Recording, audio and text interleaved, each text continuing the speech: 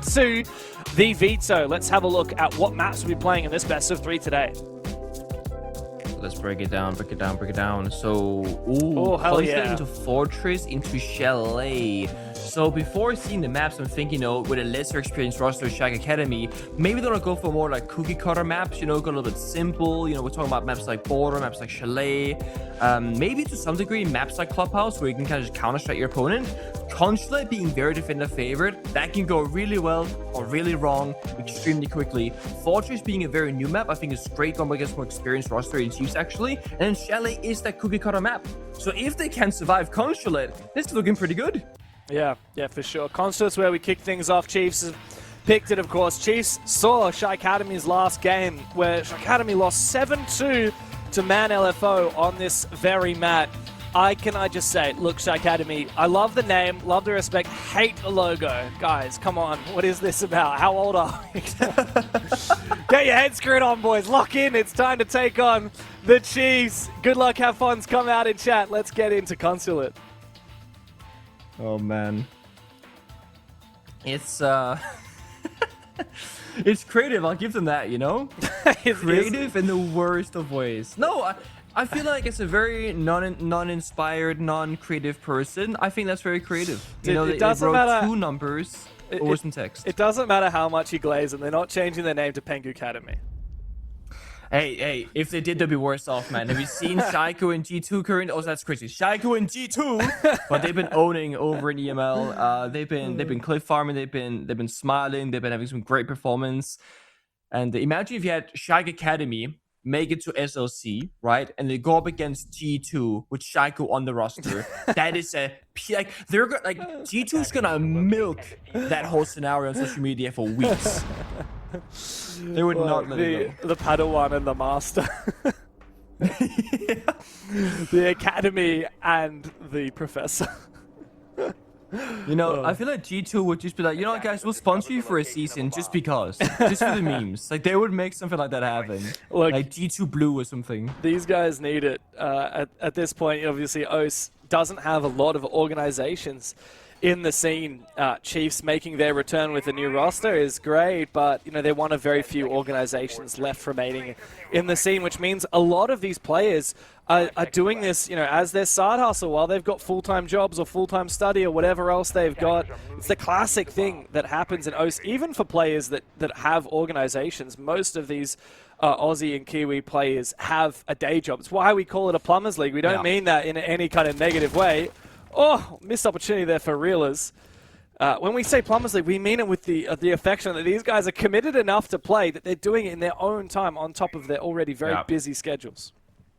And mind you, that's how everybody started out initially back in year 1, season 1 in 2015, 2016. But now you might play while having a full-time job in OCE domestically. But let's say you go to the major. All your opponents, more or less, are full-time players and they're very experienced. It's such a quote-unquote unfair scenario. And it means if you're an OCE member, you have to work arguably even harder, even more. But you can't because you're limited on time.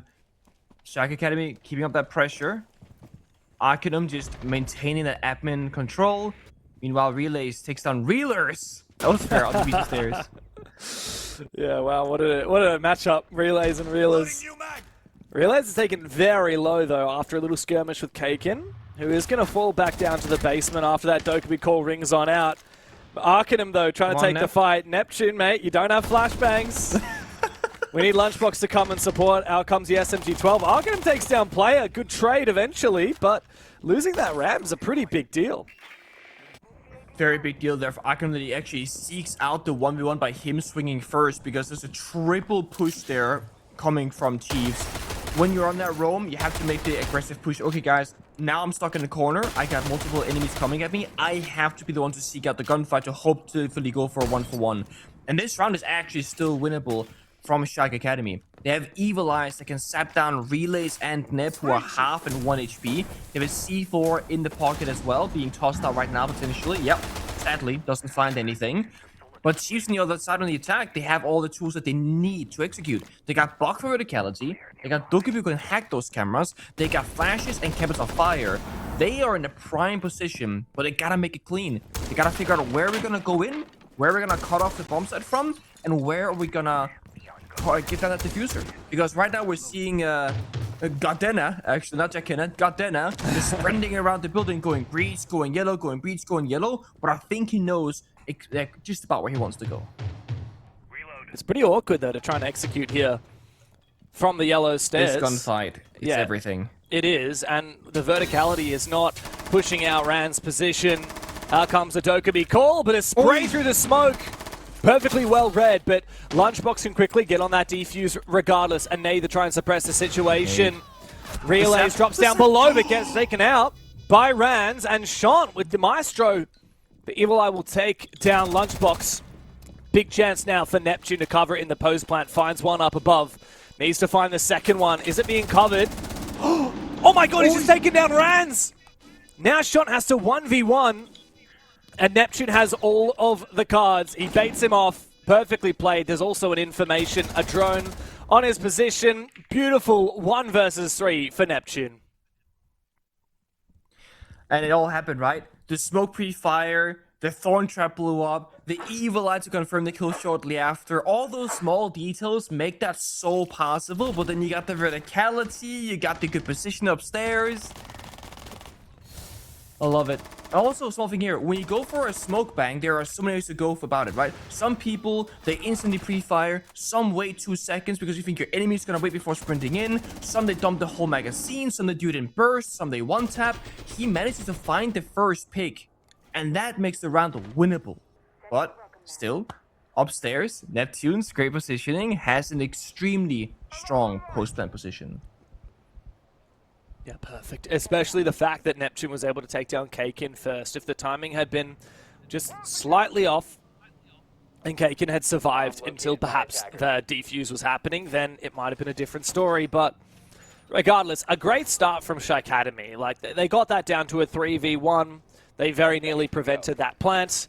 But the Chiefs, a real instrumental operator in that round, in my mind, is the Dokkaebi. Not only was it good for the roam clear, punishing Arcanum, but also when you're running a Maestro, when you're running any operator that needs to be on his observation tool, that Dokkaebi is an absolute menace when it comes to that execute.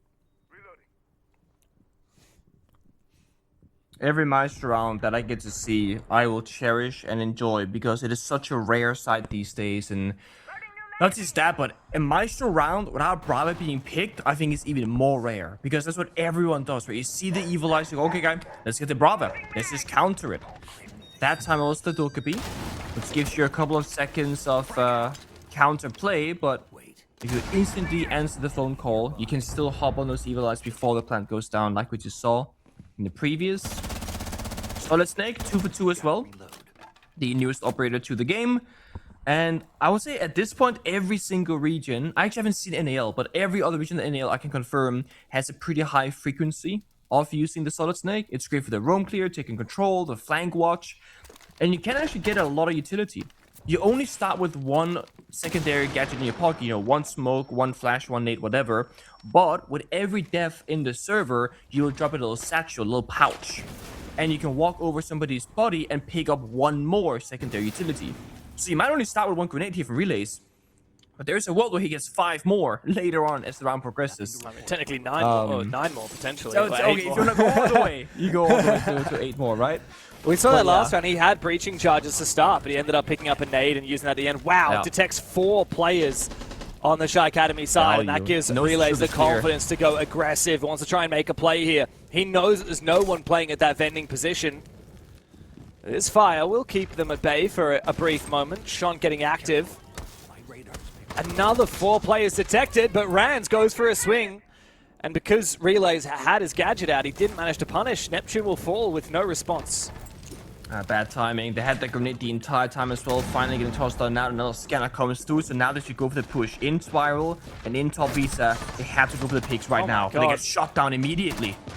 Rands has been so good today. Wow, big impact there onto Jakena. And now the Blackbeard is such low HP. Big pick for Lunchbox, but, well, Reelers is eventually going to finish off Jakena. So it's just Lunchbox left. 1v4 all the way back in admin, or in break room to be precise. Getting pre-fired through the wall as well. Second last flash goes out. No air jabs to utilize. He's actually going to go in on the back of that flash, but Rands will peek, and I believe that's 3 on the round for the Bandit of Rands. Big plays from him, and SHAIIKADEMY find their first round. Very important that Rands recognizes that meeting breach is not going to be super important to Bandit trick and work around, and he becomes just like a really aggro player. Sometimes you see a Bandit just be like, okay, my only job now is the breach. That's the only thing I'm going to do. I'm never going to leave that position. But he's like, no, if I die, that's okay, because I'm just a gun with utility in pocket, like a C4 power, like that's it. And he also finds massive value on the round. He was a person playing the shield position, then playing top spiral, which makes perfect sense. Meanwhile, Chiefs, they have a very common scenario play out. It is the nightmare of every single team on constantly top floor attack. You get stuck in admin hallway. You got the Visa stairs, you got the break room, you're playing in coffin, but you're fighting such an incredible crossfire. And I think the only way you break that open, if you're on the attack, is you win the initial gunfight on the entry on the Visa stairs, where they had the bad timing with, you know, the Solid Snake looking away the wrong second, and then top spiral window jump in. Because if you don't get that top spiral control, you cannot play the hallway. Because they can swing at any moment, they got the crossfire, etc. So the entire round boils down to 1 or 2 gunfights that you must win. Which is why we often see teams in the attack play heavy into utility, stuff like the Grim, the Capital, the Flores, etc. to try and make that easier for them. Now, of course, Glass and Grim have been bent away, and while the Flores did find some value, the fight didn't find the pick. Yeah. Yeah, that's why you put your best fragger, the person who you want taking as many gunfights as possible at that long desk position, top spiral, and that was Rands. He's now 5-1. Top fragging for his team. He really is. Keep an eye on him for the rest of this rounds, the rest of this game perhaps. But of course, last round we get to play in this first half before the final ban comes through. So we'll see what are the instrumental operators. In the first round, I definitely thought for Chiefs it was Dockerby, but they're not playing it every round. Instead, they're flexing onto a couple of shields. They're also hammering away at this Solid Snake for Neptune. He's on the skylight. He's finally been hurt. The timing, he gets out alive. He'll take that. Like I said before, if you find this pig on top spiral, that makes the top floor push a lot easier. And while this isn't a top floor defense, you can attack it in a similar fashion. But Chiefs are mostly spread out the feelers. They're going fishing. Also, mind you, the Bandit Mutant playing the Solid Snake for full information. Here it comes out the Candelas and then push the top spiral. Yeah, quickly relays though, backs out again. Jacana here on the Monty is trying to put a little bit of pressure here onto the Warden. C4 baited out, doesn't find anything, bit of damage to his feet. How does he look to play this? He backs out, back and forth. There needs to be another ingredient here for the Chiefs. Rands on a flank, but good shot from player. Taken very low, but Rands misses a critical gunfight, 4v4. And Chiefs are pretty close to that bomb site, while meanwhile also very close to the top floor. Yeah, just gonna drop the hatch, actually say, you know what, screw the top floor roam game, instantly hit the plan, watch the verticality, this could be good. Oh, he gets one tapped off from the side. Shant holds the fort down on the objective. Now Neptune and player, the latter of which is very low on HP, have a lot to do. And that bulletproof camera on site will continue to field information on where that diffuser is. 2v3, Neptune needs to have a big impact here as the Solid Snake, he detects Kaiken. Just hiding here in the side room. Flashbang comes out, but that's a Warden you're playing against, mate. Those flashes won't do much. Shotgun in close range. All but guaranteed to win this fight. As the drone baited out, Kaiken takes it down. Neptune needs to win a seemingly impossible fight as he walks into a goo mine. Not a fun spot to be, and Kaiken will easily close the round. SHAIIKADEMY find their second, and they're up 2-1. Very well played there from SHAIIKADEMY. You know, there's so much pressure in the server. Chiefs, they have pressure top floor with the Monty, just getting, okay, we know exactly where the roamers are, and we're gonna try and pressure them. We saw the Warden try and fight out with the Monty earlier. Then we have 2 players downstairs trying to just fish for a kill, and players finds the opening. And that's huge, because the player by the bomb site should start panicking a little bit when his only supportive teammate dies in the nearby area. Plus he's getting pinged by the Solid Snake, and Monty's dropping down, but no. He actually finds a tiny angle onto Monty, one-taps him as the bomb's just about to go down, and that resets the entire round. Because now Chiefs, they've lost the Monty. They've actually lost most of the roam game top floor because they dropped down the hatch to hit the bomb site, and that was the entire push from Chiefs. So you're playing top floor, you're playing bottom floor, you're roaming while anchoring, and the communication is very clear there from SHAIIKADEMY. At least from our perspective. Nobody's over-rotating, nobody's over-committing. It's like, this is my job, this is your job. Don't worry, guys, I got the bomb site. I can see the Monty, like, don't worry. He was just aiming at his head for a good 2 solid seconds before confirming the kill. So they had under control the entire time, even though it didn't look like it for a second. And the discipline is good. And in 3v2, they play power positions. And they even used the Warden gadget. Something that we don't see every day. A Warden actually turning on the glasses. Yeah, it's nice to actually see Warden use his gadget. I feel like often people just pick that operator because they're like, he's got a good kit, and I feel like, you know, people have like the aura of picking selfish operators, like your Wardens or your Vigils or your Oryx, your Rooney, your Ash, whatever it is. Yeah, people just do it for the aura, but no, Kaken, he's a smart player. He does it for the util. Now, we've seen the final operator bans come through. Smoke, Cheeky from Chiefs, getting rid of both the SAS boys on the defensive side, and SHAIIKADEMY getting rid of the Solid Snake. That's fair enough. It was played pretty much incessantly. But we're now seeing a bunch of other power-ups that didn't go banned being leaned into on both sides. Monty for Jakenna, and notably the Mirror makes its first debut for Rands here on that defense. Mind you, the Solid Snake ban could not be better in the scenario. Like you said, played in the first 3 rounds, plus Chiefs target banned the mute in the first rotation. The reason why the mute ban is so good is because that's one of the very common operators on Consulate. It's a very small, compact map by the bomb site, and it stops you from scanning people with the Solid Snake tracker. So it really opened up the door for the information game. Now you got a really aggro roam here in Visa from Arcanum on the Vigil. And again, it's about staying for as long as possible without getting caught and dying, and then of course falling back step by step. The Monty makes life a little bit more difficult though, because this roam clear backside on server has been completely picked apart. No operator right now on defense, except for a Yokai stun, can really deal with the Monty. The only C4 left in pocket is a floor above that roam clear, so they can't do anything either. So it kind of feels like Arcanum has to make a huge play here on the roam. There's a player right around the corner as well. It's interesting. They're not hard clearing him here. And without the Solid Snake, I guess it's a lot harder to do so, especially when there's the Echo continuing to just give them information on where these players are. But Reelers gets a little bit baited there. Player takes him down. Arcanum's also been spotted on his retreat. So this roam game is kind of nullified. All it's doing is essentially adding a crossfire downstairs. Lunchbox, you saw that Thorn Trap, the Razor Bloom, just to the right of his scope. But Jakenna's going to fall. That's a real big, costly mistake here for the Chiefs. SHAIIKADEMY looking very solid as they continue to push their advantage deeper and deeper. Player and Relays, the last 2 left. Aroma still at large, back on the bomb site now. Very hard to break into this one with the Mirror and the Echo up. The diffuser on the ground. Relays has 4 to find, and while we find the first one, this is a nigh impossible task to clutch up here. 20 seconds to play. Oh, yeah, he's gonna try his best, finds the first one, but hold up a second, has the case close right.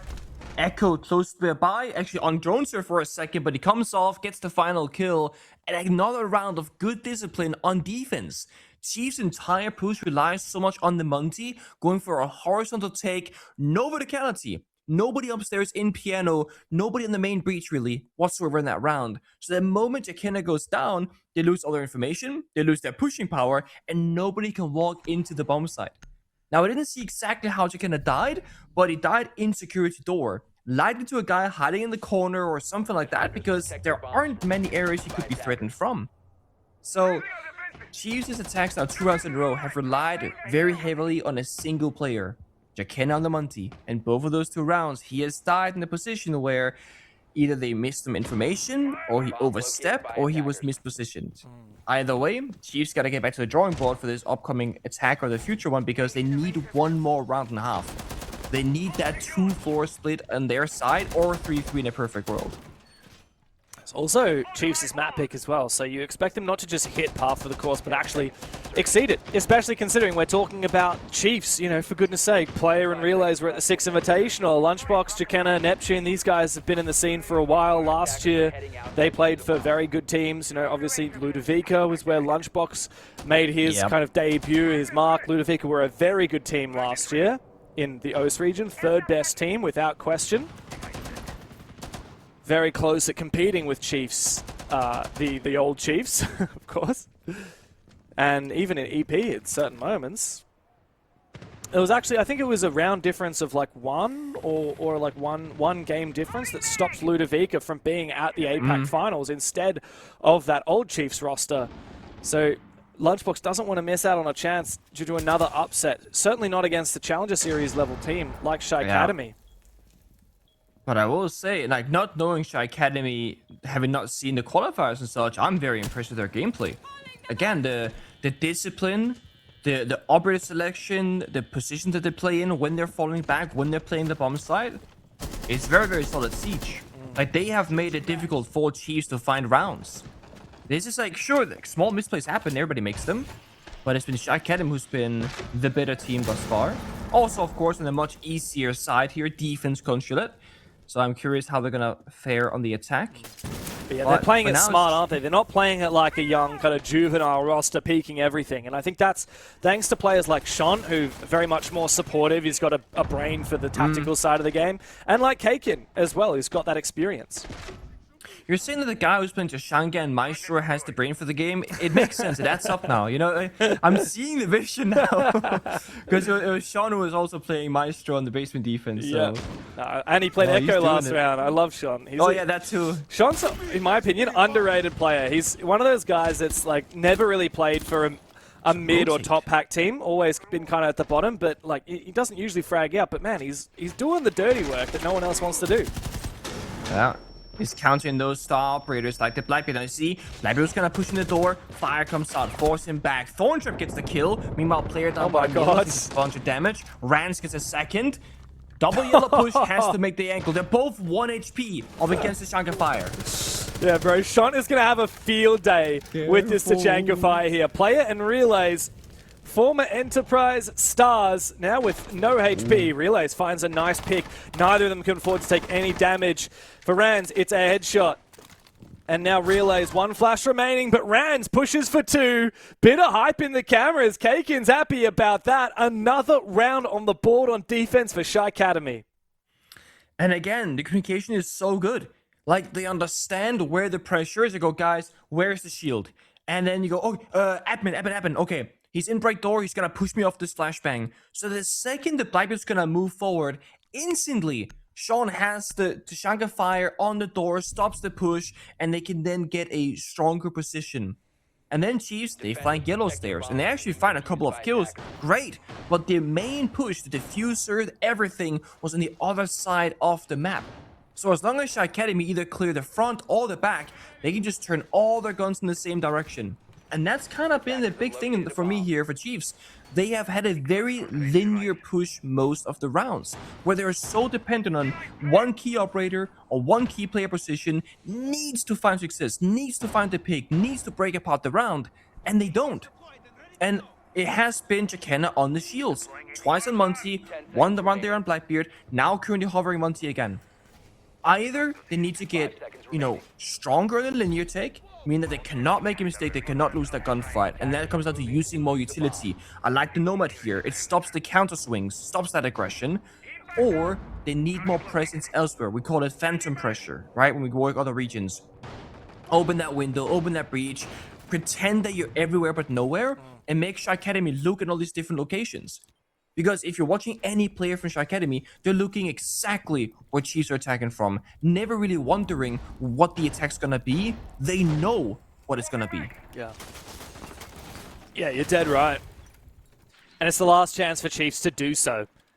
Also, if you think back, obviously it's 4-1 right now. SHAIIKADEMY looking good. If Chiefs can find a second round, then on paper that's not so bad. But reflect upon how this half has gone. Firstly, it's been 4 in a row for SHAIIKADEMY. This hasn't been back and forth. And what's more, the one round that Chiefs won was a 1 versus 3 clutch for Neptune. Those are the only 3 kills he's got in this game. This could very easily be a 5-0 for SHAIIKADEMY and potentially a 6-0. after the this ADS? coming round.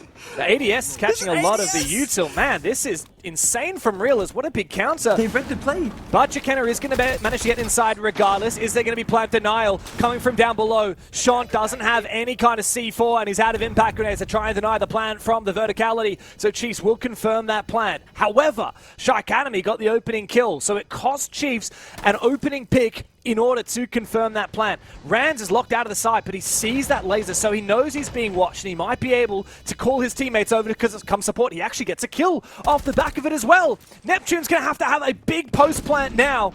2 players on the floor for SHAIIKADEMY, and time is ticking away, but it's only player 3 up, and SHAIIKADEMY can just stick the counter defuse. What an unbelievable run on the defensive side. 5-1 for the underdogs. Call your friends and make a plan. Let's have ourselves a date. No promises or consequence. We have no time to waste. We go from London to Paris, city to state. Drive 100 miles an hour, staying out too late. Living life as a nomad, take it day by day. 'Cause there's no one to tell us what to do. I want the sunny days to shine a light on me. Can't let them go to waste. They feel so far away when all the sky is gray. I miss the sunny days. Full speed ahead, relax instead. Let time show you the way. Don't complicate or hesitate. Enjoy your sunny day. We go from London to Paris, city to state. Drive 100 miles an hour, staying out too late. Living life as a nomad, take it day by day. 'Cause there's no one to tell us what to do. I want the sunny days to shine a light on me. Can't let them go to waste. They feel so far away when all the sky is gray. I miss the sunny days.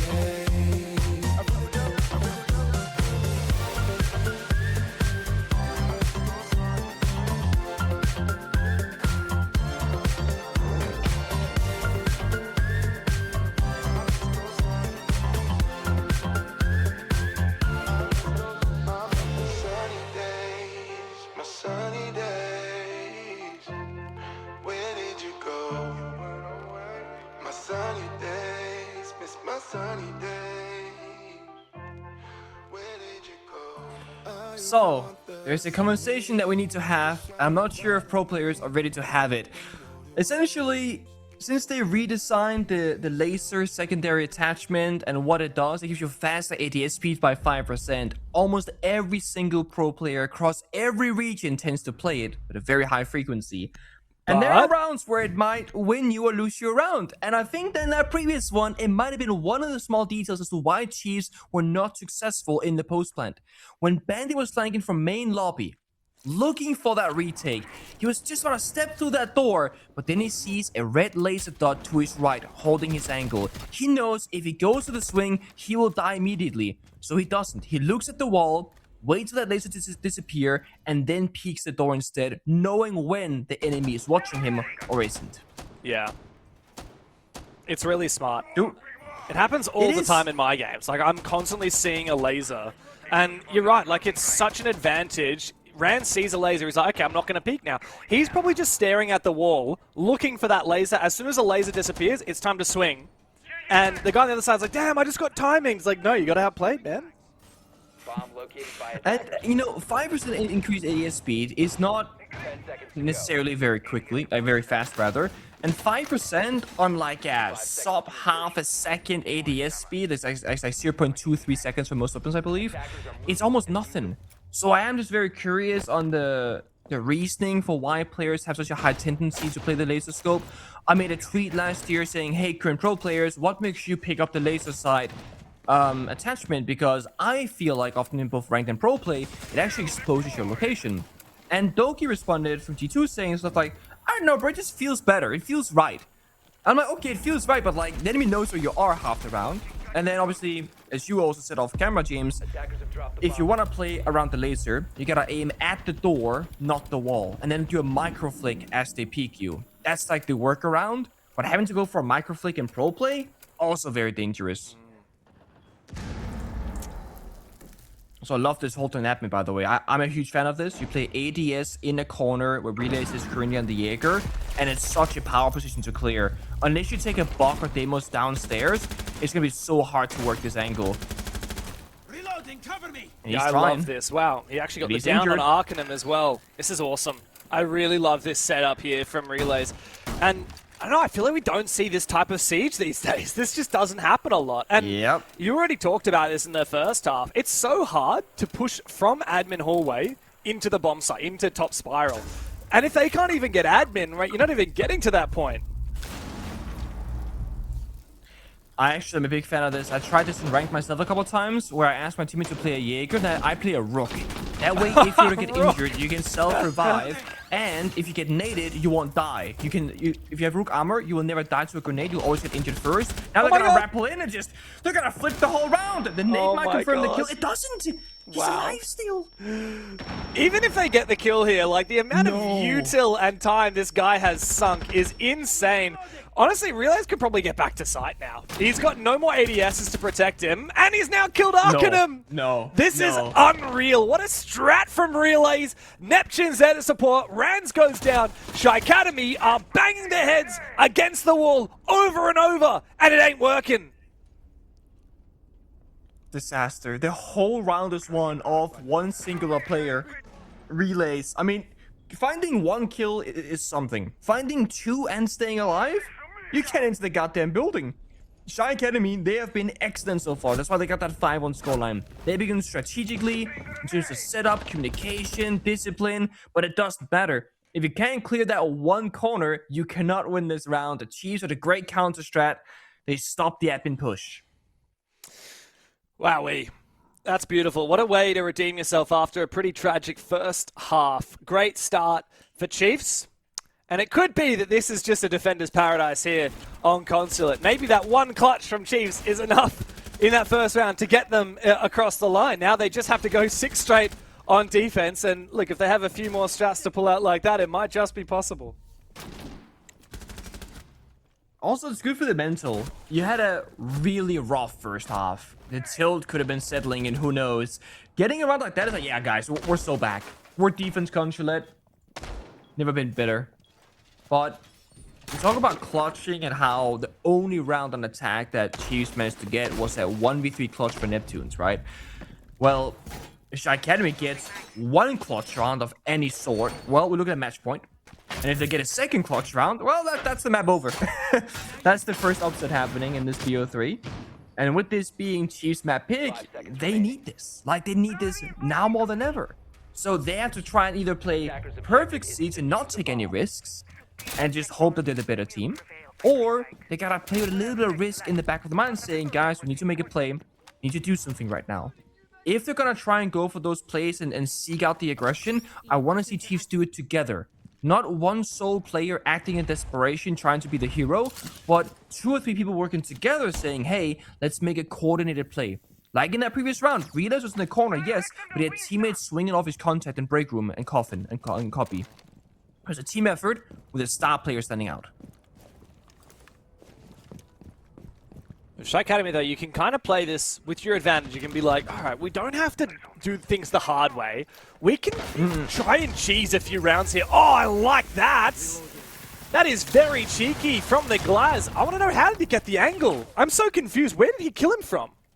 Yeah, the mirror window's open. Okay. Oh, wait, okay. I was also like, why did Bandit C4 the floor? I'm so confused. Oh, the mirror they window shot must the have been window. open, but it was smoked off, so we didn't see it. I was like, huh? That's cheeky. Yeah. I like that. Nice counterplay there, attempted from player. Wee. Rams, though, on the lurk. Man has really fouled, but he does fall down early. 11-4 on the scoreboard, but losing that fight does put SHAIIKADEMY in a bit of an awkward spot. They need to clear above.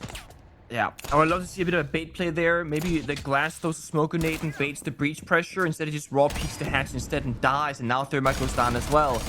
So Glass has no smoke grenades, has to make a hero play now from Kaken. He gets injured.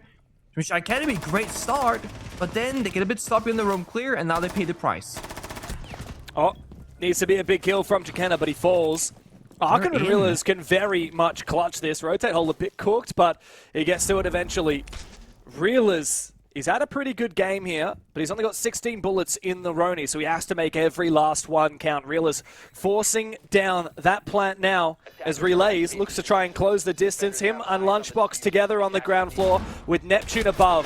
Neptune, the Soulless from above, was trying to get information, but he doesn't get enough. And now Reelers taking down Lunchbox, puts Chiefs in a very awkward spot. Great shots from Relays, though, as he takes down Reelers. It's Arcanum, 1v2 with the AK in hand. 2 flashes to work with as well, and he should probably start getting to work with them. Goes and Duke's back around again. They know where he is because of that mirror window getting smashed. Great shot on the Relays, but Neptune trades it back. It's another clutch on the basement for Neptune, and Chiefs find another defense round again. SHAIIKADEMY about 6 seconds away from round victory. If they could stall out a bit longer.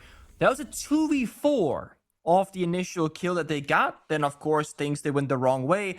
And I feel like this entire map of Contra has been around the fine details. For example, when they get the pick with the glass, the bandit on the bomb side, that is exceptional, right? They get the 5v4, the best start possible you could want on this map. But then they take a huge risk. Rans upstairs, just dry peeks the hatch right here, knowing there's an impact grenade somewhere in piano, called out probably by the glass and thermite from the breach. And as I said, if glass throws down a smoke grenade in the breach, or thermite starts flashing and baiting that they're pushing, or they start jiggle peeking trying to baiting out the Ela, then Rans can peek the hatch because now the Ela is distracted. You have set up a couple of different plays that can work out. But by Rans just peeking without his teammates supporting it in any way whatsoever, no drone, no baiting, no nothing, you are literally risking the entire round on a 50-50 gunfight. And when you get the opening pick, you shouldn't want to take an even fight, 50-50. You should want to take a 60-40, a 70-30% chance in your favor, because that's the purpose of building that opening pick. Is that you can now do more as you have more available to you. You have more players, more utility, and more bodies. Rehost now as we get everyone back into it. I don't know, I'm still a bit scared here for Chiefs, even though they're looking reasonably solid on this defense. The only round that they've won convincingly, Pengu, was with that Jaeger inside of admin. Every other round that they've won has been on the back of a clutch. It was that 1v1 clutch or the 1v3 clutch, both times from Neptune in the first round and in that final round. I am not... I'm not convinced here for Chiefs. I feel like SHAIIKADEMY is still a step ahead. I'd have to agree with you. The fact that the round goes from 2v4 to a 1v1 tells the whole story. Chiefs didn't push exactly together for the retake, didn't seek out the timings on the gunfights, and I think it was... I forget who it was with the Ela. When it came down to all security, they impacted the wall and then look to their right, and then they get shoved from the impact rotate shortly after. So there's these very small things going the wrong way, and just looks like Chiefs are lacking a bit of communication, especially on their attacks, but also a bit here in defense.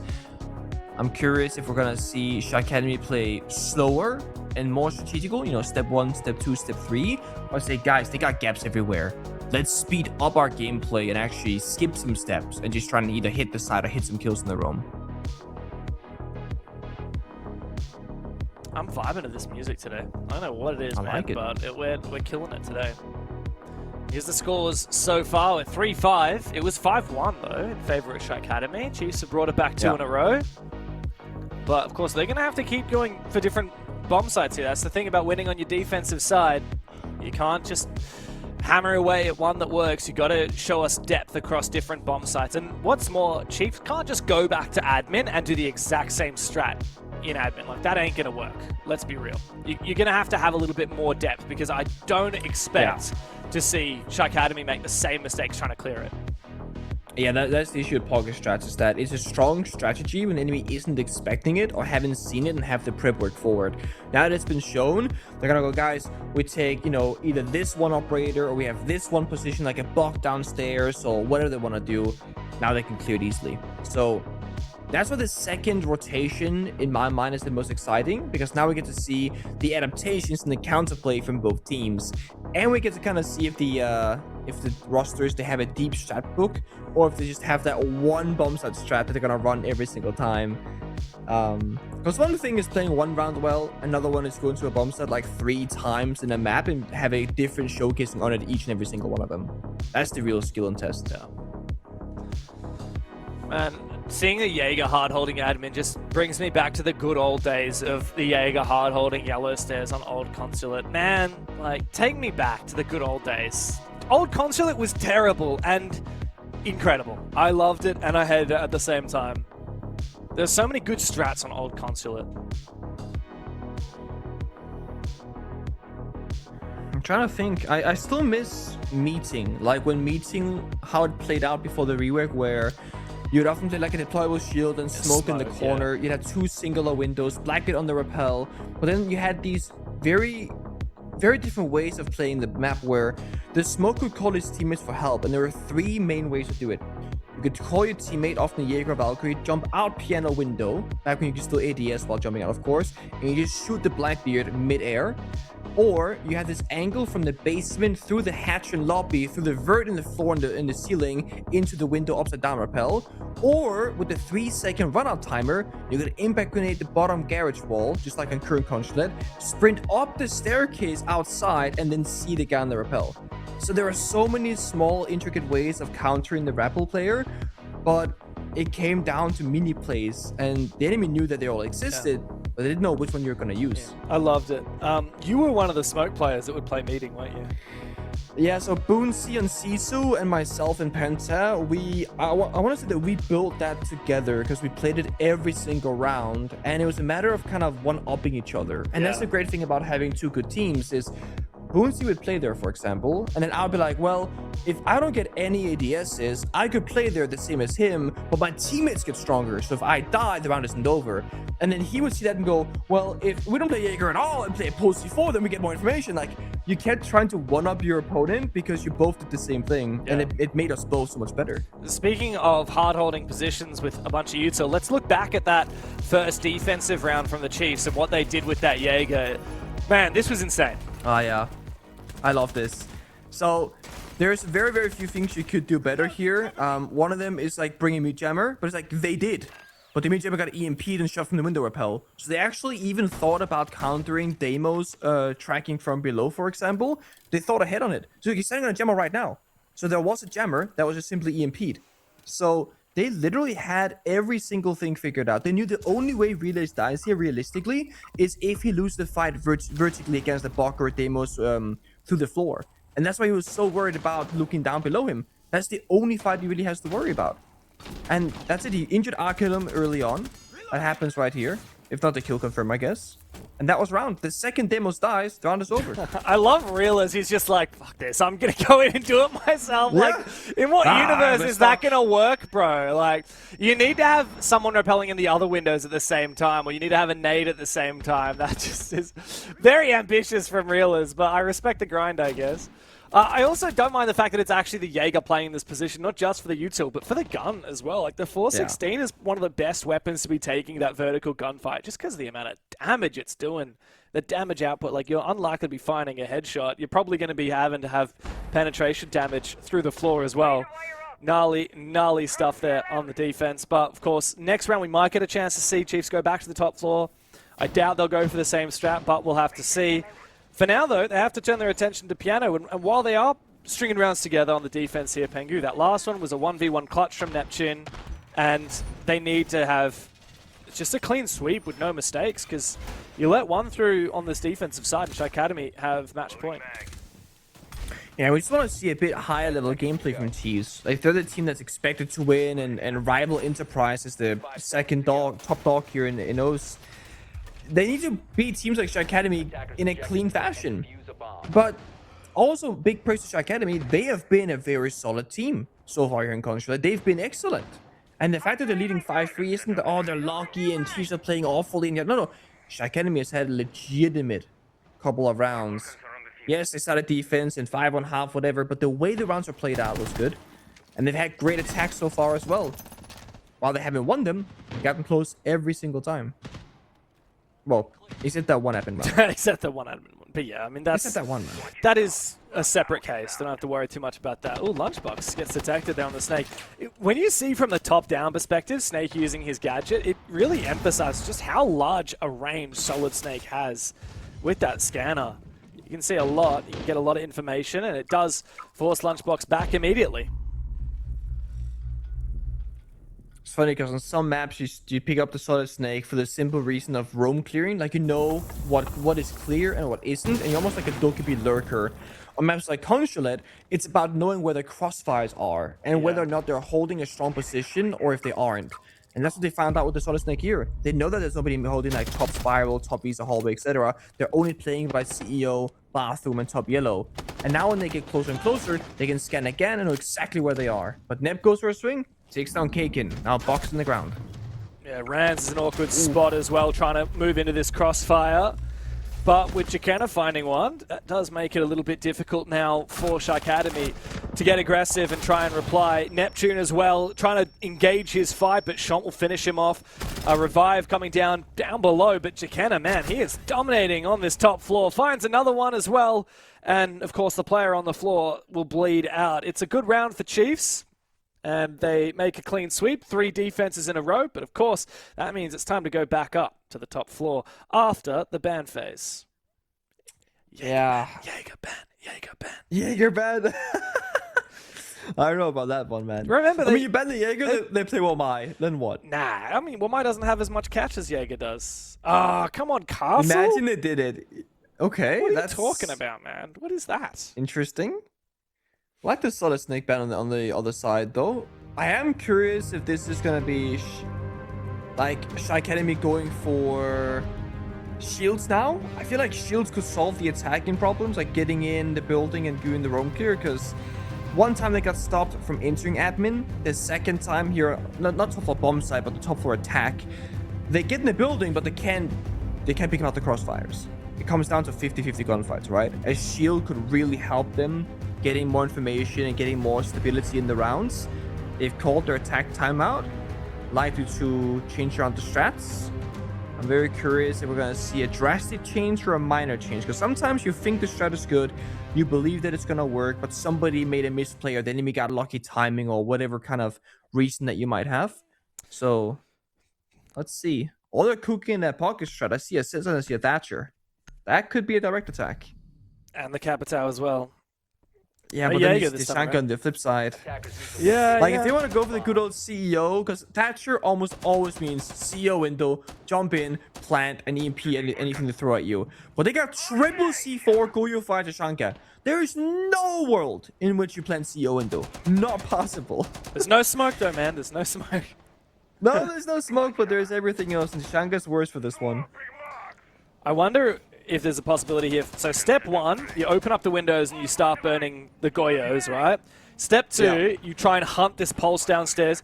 Once Pulse is dead, you get Arcanum to track the Tachanka, and then you plant CEO. You burn the Goyo, you've get rid of the vertical pressure from the Pulse, you've got the Thatcher to deal with the C4s, and the Tachanka is under a world of pain from the verticality. I feel like it's obviously quite complicated, and there's a lot of working parts, a lot of room to go wrong.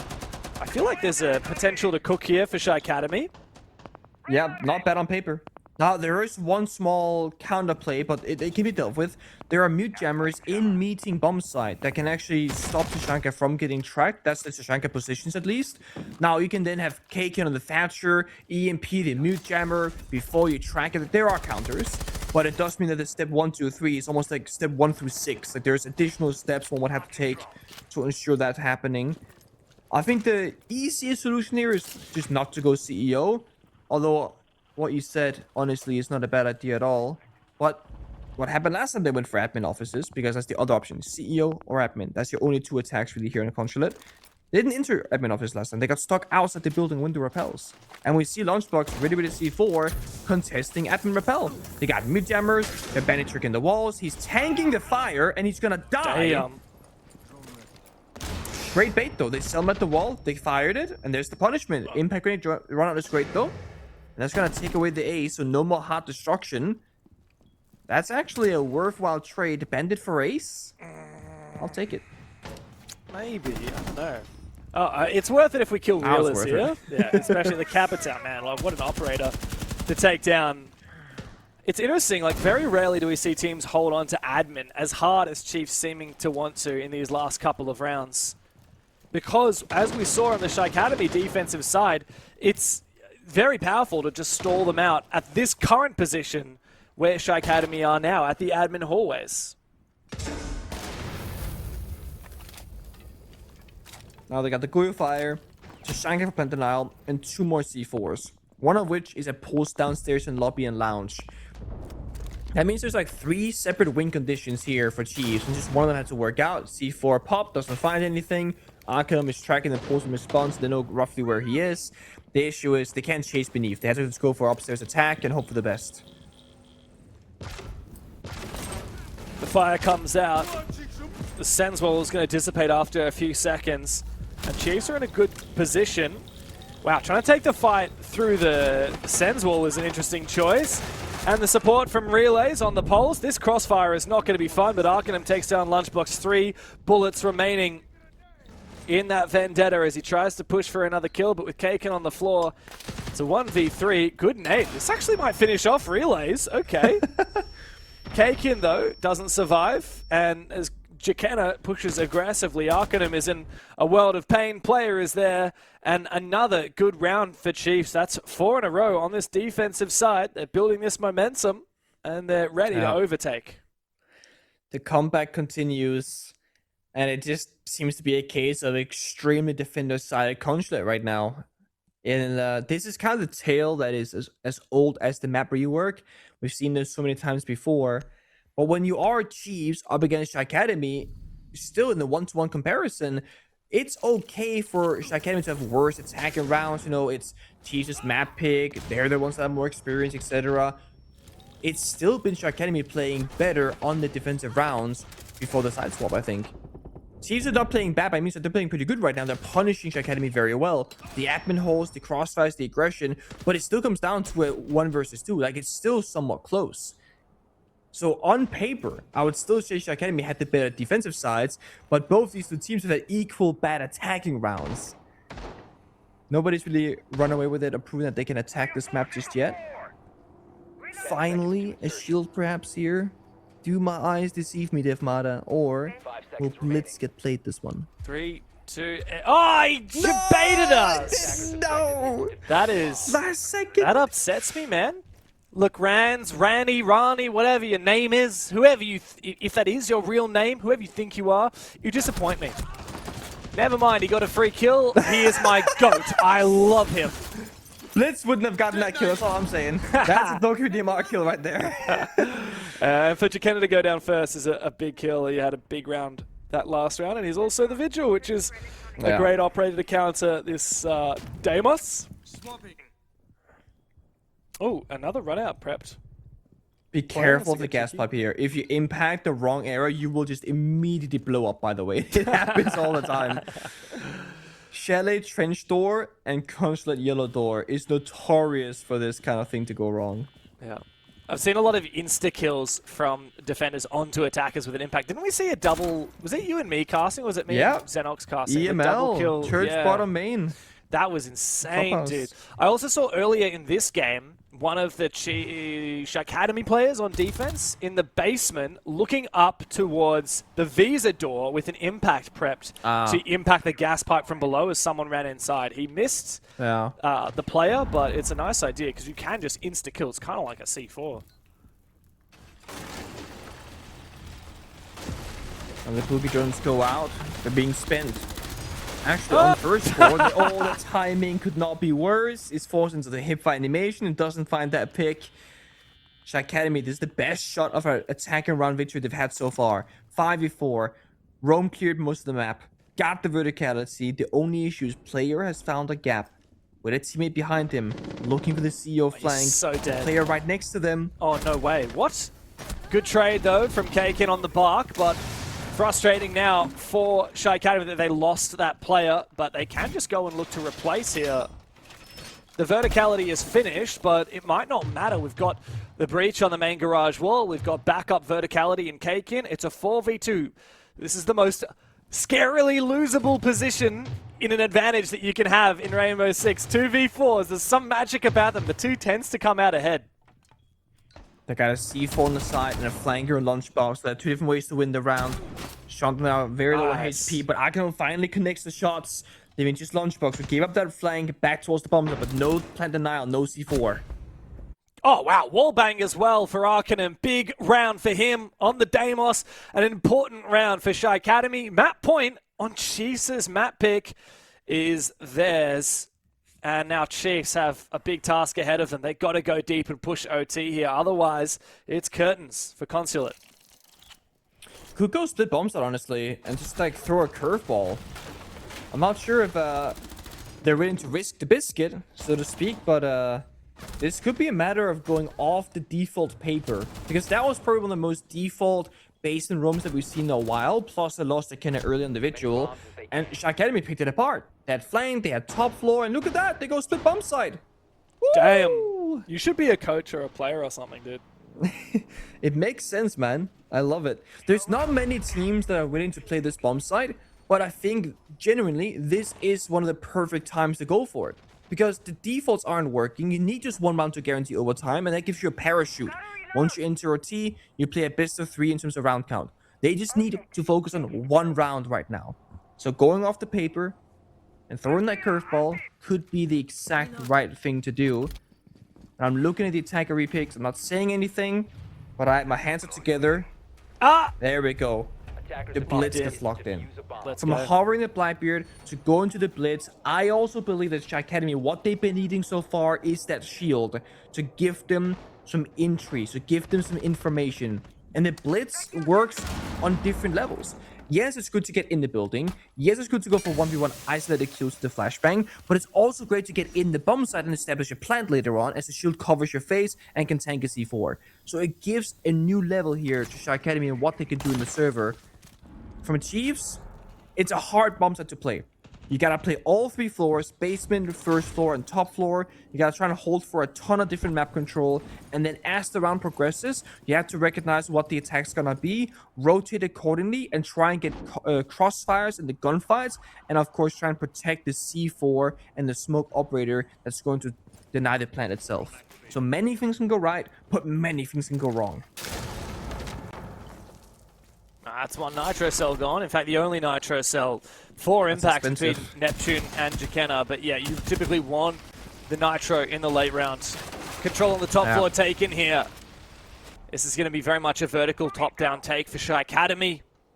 The Roamers are not heavily contesting on the entries, but they are contesting elsewhere on this top floor of the map, loitering around CEO, keen to try and flank later in the round. As we've just noticed, Jekena has info on where that blitz is making his way, and he's going to feed that to Reelers to look for a flank.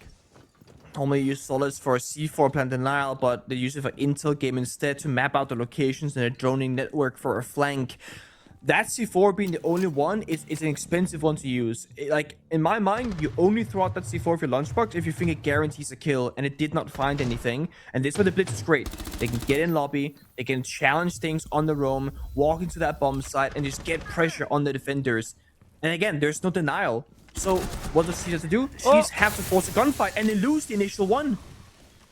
The grim state of affairs for Chiefs, losing that fight. This is a big moment now for SHAIIKADEMY. They're not trying to force the affair here. They're not trying to rush a plant. They're trying to get as much control as possible. And they've already baited out one of the flanks. Relays is all the way on the top floor. But look, Reelers is watching him. Lunchbox finding a critical kill, though, for the defense. Chiefs need it right now. Oh my god, the blitz gets melee. Oh! He was blinded, gets the bonk, gets the kill. That's side control to the attackers. The flank from Jekena, sorry, the flank from Relays has to be successful. That's the win condition. Oh, and he does flick onto Reelers. Big kill. A big flank opportunity now is Rands and Arkham with the last 2 standing, but surely the Blitz should win this gunfight against the smoke. As he does, it's time for Arkham to force this plant down. He does eventually, but he would lose his life for it. Rands in a 1v2 on the Blitz, needs to find this kill, but Jekena is there to not only get the kill, but the response, and a chance now to push overtime for the Chiefs. The entire round comes down to relays flanking top floor in a complete 50-50 gunfight. And I think everybody there knew it. It was either make it or break it when it takes that fight upstairs, because that opens up the flank. Of course, you can get the 2v1 against the Blitz. Honestly, SHAIIKADEMY, I liked what they were doing. The Blitz dropped downstairs to distract the possibility of a C4 or a vertical plant denier, and he got isolated 1v1 kills. Meanwhile, Arcanum, the Deimos that usually wants to go for gunfights, had to become the planter. The issue is, in the post plant, when you're a floor beneath the bomb site, that's not where the Blitz is strong. That's probably the one area in this entire map, in this entire strategy, where the Blitz should not be successful. And we see it right here. He blinds the player that's close, but they're both watching it. The crossfire is good, and there just shouldn't be a realistic way for Blitz to win that, unless the Chiefs, they just turn off their eyes and close them. So, now we've got into OT. Both teams going 1-5 on the attack in half, not finding that success. And there is one team that's going to have 2 rounds in the attack inside here. It's going to be SHAIIKADEMY, right? They might have gotten the stronger starting side, but they get the weaker overtime start side. You want to know the Giga Chad mentality for OT here for SHAIIKADEMY? Rush?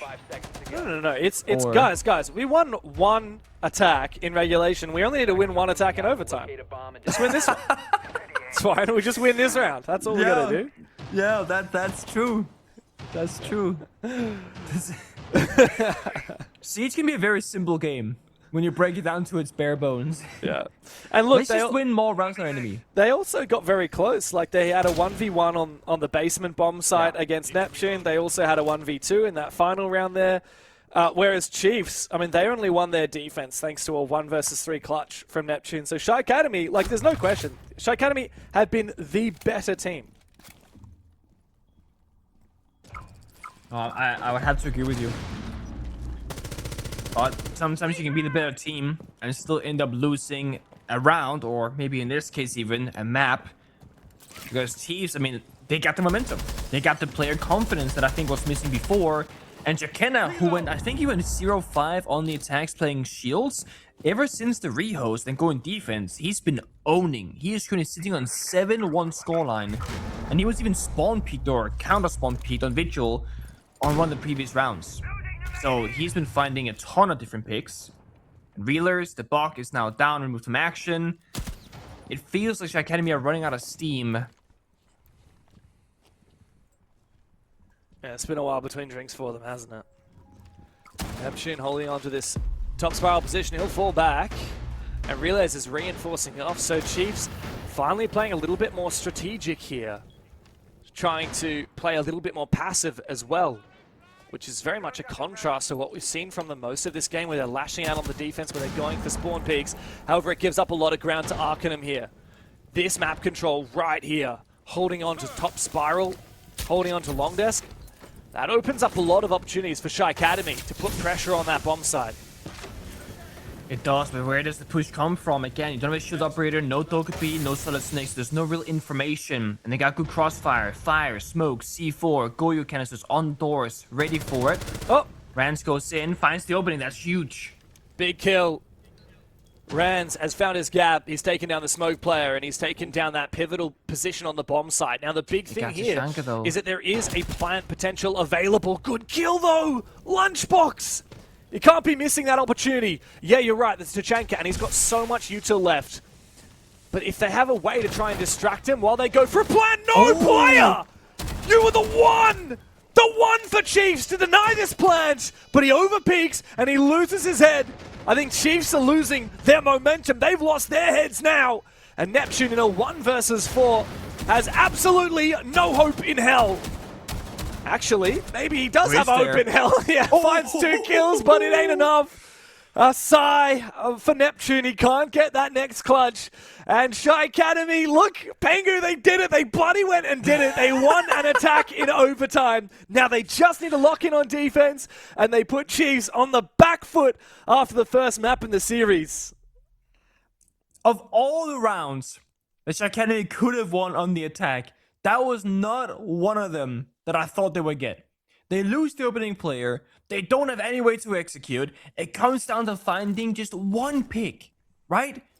I think it was Rans who just walked in, found the smoking meeting right here. That close to the first crossfire. Small misstep here from Lunchpop. Had a C4 in pocket. Jiggle peeks to try and get information and dies on the retake, so to speak. But they had Tashanka. Do they need to fight for top spiral when Tashanka can deny the plant? No.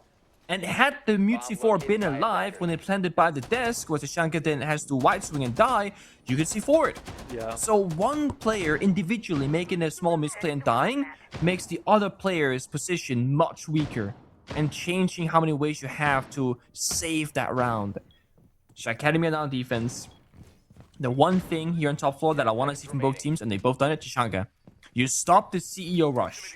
And more importantly for SHAIIKADEMY, Chiefs, they were using shields as the main pushing tool on their attacks. What's one of the best counters you can consider a very small, compact map with small corridors and doorways? Tashanka. If any shield operator walks in, you can either stagger them as you kind of stun them with the fire, which is kind of a weird interaction, but that's how it works. You can stop them from pushing, deny a plant, and Tashanka has 20 streamer launcher grenades in pocket. Like, you can literally deny an area for so long. Yeah, and for Chiefs now, obviously they're on the attacking side, they're on the unfavored side, but after losing the round like that, when they were favored, and 3 players made 3 separate mistakes where if any one of them had happened, that's probably still a redeemable round, but the 3 of them put together makes it a gift for SHAIIKADEMY. Now they have to try and conjure up some confidence to go for an attack with the Ying and the Monty. Like, good luck, mate. That's going to be a real big ask. And SHAIIKADEMY, filled with fuel, they have their first match point against the Chiefs.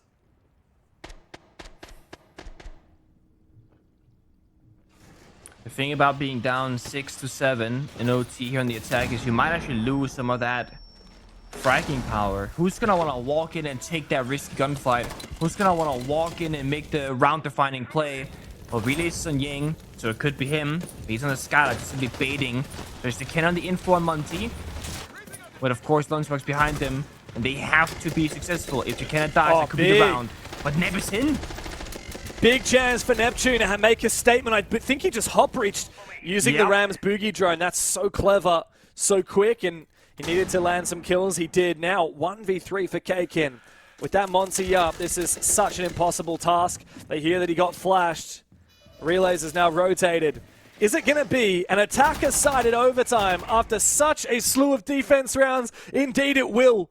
Great close from Relays, but man, what a big round from Neptune on the Ram. Entering with the R4C, Chiefs have pushed us to a 7-7. I mean, what better way to find that overtime attack around just like do something absolutely ludicrous that's gonna catch opponents by surprise. Mind you, there was a Goyo fire popped on the window that Neptune's hot breached. So he basically hot breached the window, sprint through the fire, take a bit of damage, and then find 2 picks. Chiefs are calling their attack timeout. They're gonna cook up the best possible round on defense now. They gotta lock it in, because like you said, both teams have won their attack in OT, which they only got 1 of those in 6 attempts in the first half. Yeah, it's time for Nate to get in the action and let the guys know what needs to happen in this final round of defense. Nate's one of the most experienced coaches in the OCE region. He's been around for a hell of a long time. Started way back in the day with the Order roster. If you remember those guys, of course, he worked with the previous Chiefs roster as well. What is it now to lock in final defense opportunity? Which bomb site do they go for? How do they decide to hold it? I feel like you just boot up the spin the wheel app. You slap in every strat that you have, you spin the wheel, you see what the gods want you to play. Defenders, protect your bombs from being defused by attackers. They go basement. Oh, really? This is the one where they only won it after a 1v3 from Neptune, and then they lost it on the other defense of the basement. I'm trying to see, they have different operators though. They're playing Ella Solis, Valkyrie. So they're playing triple C4, fishing for a kill to Valcams. They're playing Solis probably for the roam game / flank / retake. Kite for the wall denial to kind of stall that first step and force out a Thatcher EMPs. So they have different win conditions essentially. But it does all depend a little bit on I don't want to call it luck, but external factors. Like, the kite is great, unless they play a Thatcher, then it's completely nullified and useless, right? You're trading 1 for 1. You bring the kite, they bring the Thatcher, nothing happens. Right, that's it. But then getting a C4 kill can work and can happen, but this is where the Thatcher rework is very important to me. Thatcher can now take up a scanner and almost like a mini IQ, look around the room, and they won't see what utility they're looking for necessarily initially, but they will see that there is an electronic that they can EMP. So you can actually find these Valcams with the Thatcher after you breach the wall. It's very important to me that they don't get too busy working the breach while also doing the roam clear. 5-man get the breach if you need to. 5-man get the roam clear. We cannot afford anybody dying alone to an odd C4 and odd gunfight. So they're worried about the C4. Like, they EMP the Kite Claw, then they throw the C4, and then they might die. So now they're gonna EMP to bait the C4, cover the C4, and then ensure that nobody dies. But that took 3 people. But they get the step done. Oh my god, they're going safely, for it. and they're gonna rush for a plant. Oh my god, this is so C4. ballsy, but there's a player up above! Doesn't matter if he's got information because he can see from the Solus. A second attempt now. Kakin tries to spray desperately through. Needs to land the shots. Finally! Hello? The plan is denied. Realiz is the last one standing. Neptune again to close. It was a long and arduous map, but the Chiefs finally put down SHAIIKADEMY. They get the first map in the bag. Consulate is theirs. But the series is not over yet. Fortress coming up from SHAIIKADEMY up next.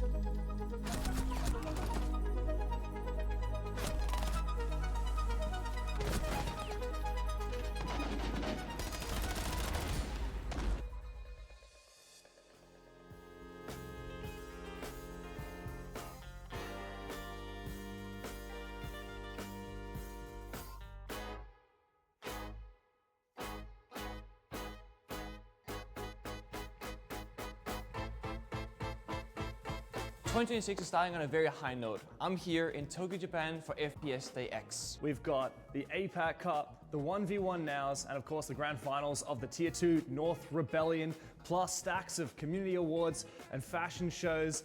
The Japanese crowd have been unbelievable. This event as a whole, the location, the people, everyone's been super nice. The food, of course, here in Japan, absolutely amazing. Great to be back for a second time, and yeah, hopefully can make it a third at some point. We really need a major back in Japan, so hopefully we can get that at some point in time. It's been an absolute privilege to be a part of this event, and certainly can't wait to do more of it in the future. The view here is absolutely insane here in this amazing tower. We just wrapped up the Rebellion Grand Final, the Tier 2 event here for APAC North. Absolutely banging Grand Final. We were actually, Jake and I, really surprised at the quality of Siege on offer, and very excited to get ready for the Grand Final, which again should be really, really good and highlight some quality APAC Siege.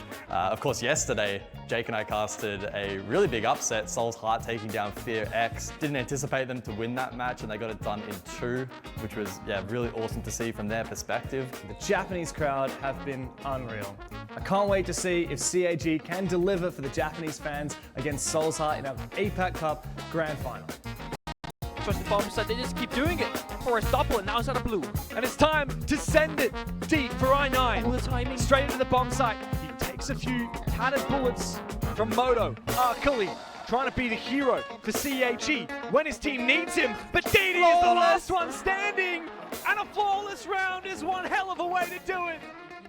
3 years since their last appearance on an international stage. And Soul's Heart are champions here in APAC.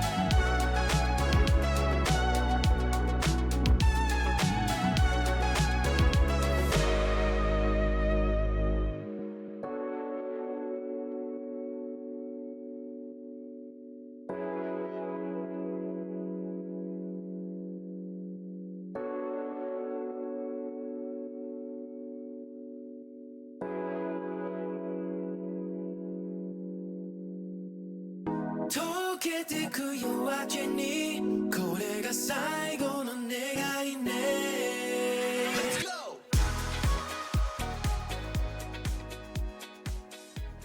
He gets in just in time! It is APAC Northern! They are the best that this region has got to offer. Well, it doesn't get much closer than an 8-7, especially when you have all defense wins for the majority of regulation and then attack wins the majority of overtime. That was a bit of a roller coaster, Pengu. That consulate was look something I don't need to replay that in my brain, and I think SHAIIKADEMY certainly don't need to either. No, honestly, it's not at all what I expected. You know, obviously, Chiefs are gonna take it pretty one-sidedly, wants to go on defense and yada yada yada. And while the map was super defender-sided, so many rounds are close from SHAIIKADEMY. Like, when they're on the attack, they challenge Chiefs down to a 1v1, to the 2v2s, etc. They get to late round executes. When Chiefs were attacking, they were being locked out of the majority of rounds, and then getting close towards the bomb site. So it was close in score, it was close in man count. This game delivered on the rushes, the setups, and a couple of pocket strats as well. It was pretty good. Yeah, I feel like you could make the argument pretty convincingly that SHAIIKADEMY were probably the better team in regulation. Chiefs had two really good rounds in regulation, I think. But outside of that, SHAIIKADEMY definitely pushed Chiefs more in the rounds that Chiefs won than Chiefs pushed SHAIIKADEMY in the rounds that SHAIIKADEMY won. Yeah. But into overtime, of course, it comes down to just 3 rounds. And at the end of 7-7, it comes down to just 1 round. SHAIIKADEMY took a big gamble going for that rush, and Chiefs did a good job at preventing it from working out. That puts Consulate to bed, and as we can see the stats, man, real player to watch for me. I know he didn't even top frag, but Neptune, a lot of big moments from him. That game would have been over much faster if it wasn't for Neptune. It would have been a 6-0, in fact, in the first half if he hadn't found that 1v3, and it would have been a 6-2 lead for SHAIIKADEMY if he hadn't found a 1v1 later on. So big game from him. Relays and Rani, of course, the 2 top fraggers though. Also, mind you, Jakena went 10-9, which is actually pretty good, finishing 3rd best player. He had a total of 0 kills on the attack. His entire stat line was on defense because he was playing the shields, he was playing Monty, he was trying to plan, trying to roam clear, etc. He's not supposed to get any kills, right? But the attacks weren't successful, so the plan didn't go down, and he didn't get any kills or anything, he just died. But the point is here, Jakena did so much work on the second half, and that should not go unnoticed because he was like 7-1 at a moment on defense. So he was doing so much individual and roaming and shutting down the entries from SHAIIKADEMY. Yeah, look, we knew that Chiefs were good on Consulate. They had already beaten Barbie Boys on it in their first play day. They also, pardon me, they also played Anios on this map as well. But aside from that, SHAIIKADEMY, I think for them, it's a big glow up because in their upper bracket game against Man LFO, they got 7-2'd, which is how they got sent down here into the lower bracket. So to go from a 7-2 loss to Man LFO to a 7-8 loss against Chiefs, I think that's pretty impressive. Now, of course, we move on to SHAIIKADEMY's own map pick. It's Fortress. It's a map that we haven't seen from either of these teams throughout the entire bracket so far, which means it's become a little bit of a dark horse. I don't know whether these teams are prepared for it. I don't know. Obviously, SHAIIKADEMY, hope they'd be prepared for it. They picked it. But on the Chiefs side, you know, we've only seen Chalet, Consulate, Bank, and Border out of them so far. Only 4 out of the 9 maps in the pool. So time for Chiefs to show us a 5th. Looking at how both teams play Consulate and how Fortress tends to play out, I could see it work out pretty well for both of them. Like, the way that they're clearing from like admin into CEO, for example, I mean, that's pretty much how you play Fortress in most bomb sites. You go roam clear, over.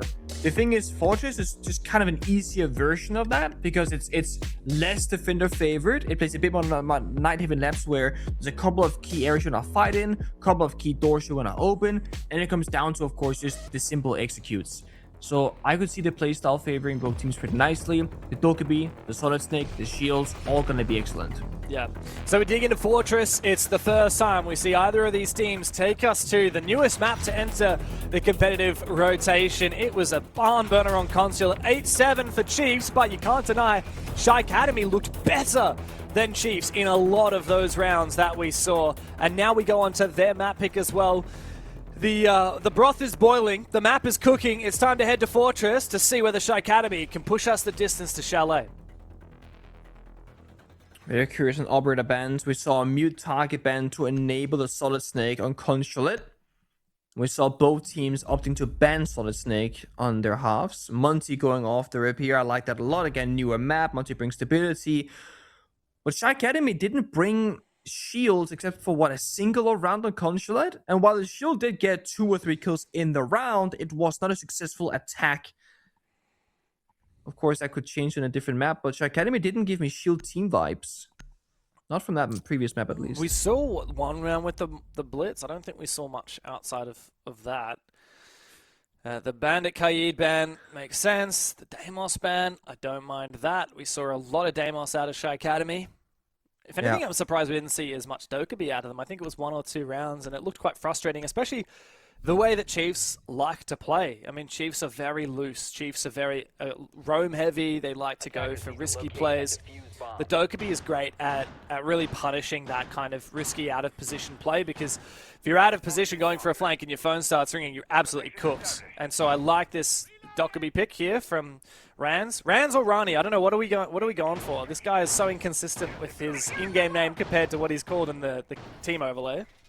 So, it's always better to call a player by their actual name, and if that's Ronnie, that's great. But when you're just in the, the spur of the moment, kills are happening, you're gonna do the classic of reading the kill feed, right? That's what's gonna happen. You're not gonna read Ranz and go, oh, Ranz is Ronnie, so it's Ronnie, like when it just flick of the moment. Maybe it's Raccoons. It's Raccoons. Raccoons. Locate a bomb and defuse it. I like calling him Ranz because it's funny. It's like, who you versing? Oh, just a bunch of Ranz. Okay. That works. I mean, to be fair, if you're Chiefs, I mean, it might not feel like that to them because they always know the players a lot more than we do. But for me, watching SHAIIKADEMY, I only know Kaken. Yeah. Oh, speaking of that, Reelers, not Relays, Reelers goes down. Oh, man, that has been tripping me up on Consulate. Reelers versus Relays got me a couple of times. But thankfully, Reelers is dead. No more Thermite's a bit of a yikes, though. At least we have Sean for some backup hard breach. Thank God. He's either playing can openers or playing 2 separate hard breachers. But it gets worse. Relays takes down Sean. So all of a sudden, you're in this position of, well, the attack is kind of cooked, guys. And the fallback here makes perfect sense. They got the second layer, reinforced walls, Denari lasers, deployable shield. This is a rough start for SHAIIKADEMY. Yeah, nothing quite like losing your first 2 hard breaches in the first minute of the round. Doesn't make things easy, does it? Problem is, Fortress is so many choke points, narrow hallways, and you really need to hunt these roamers. You need to take map control. It's not easy to do even when you do have hard breach. Arcanum's going to need to go big here. I mean, realistically, the only way that SHAIIKADEMY win this round is a couple of insane shots. Well, not gonna hit the first one. A second, nope, not being given. I love the layering here. Like the over-aggressive roam into utility, into triple 5-man crossfire. They're gonna go for the kill. Come on, just swing him. They're coming for him. Actually, they're staying disciplined. They didn't full commit to the swing. Well, I mean, they have so much util to sit behind. I don't blame them. Yeah, but it's a 5-0. Come on, guys. Oh. You swing this one. One guy control. Yeah, I think they are going to do that. There's 3 of them. The prone peak. And they eventually get the kill. Big opening from Chiefs. What a statement to make on their opposition's map pick. And we continue the trend of a very defensive favored series. Oh, boy. I mean, the Monty ban looks even better now. Because if you're up against this type of gameplay, Monty can just, not care about it and just get in and get some pressure in. With that constant chain of information, defenders are forced to not play as aggressive. But it gets target banned away. Same with the demos. So the only thing that can help you is the Dokkaebi. And guess what? They lost the round with a Dokkaebi call spare. That's how quickly that round ended. You had 2 people dead before the first call could even be used. Definitely one of the worst rounds we've seen from SHAIIKADEMY so far in this series. On the attacking side, obviously it's been tough, but it doesn't get a lot worse than losing 2 hard breaches in a minute and failing to get a single kill for the rest of the round. So Chiefs definitely a big confidence booster. And while I said we haven't seen this map from them as of yet, and it was picked by SHAIIKADEMY, Chiefs seem to know what they're doing. When you have a good Denari player on any map or any bomb site, my immediate thought is, oh, okay, you guys know this. You've done some prep. Yeah. You don't just been in the custom load server. into the server and you're like, yeah, I've got it. I've got some Denari strats. Like, that doesn't happen. You need to have played a site before. You need to have done a few dry runs, watched a few TikToks maybe, done a few strat sessions if you know how to play a good Denari. I had a ranked session not too long ago where I was that kind of guy. I was like, okay, I can probably cook with Denari right now. So I picked it not knowing what I was going to do.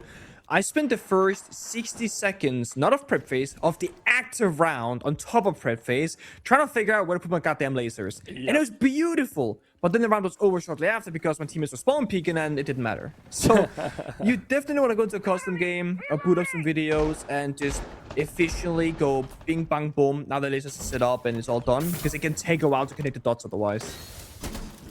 Yeah, it can. Looks like a lot of pressure near Old Tower.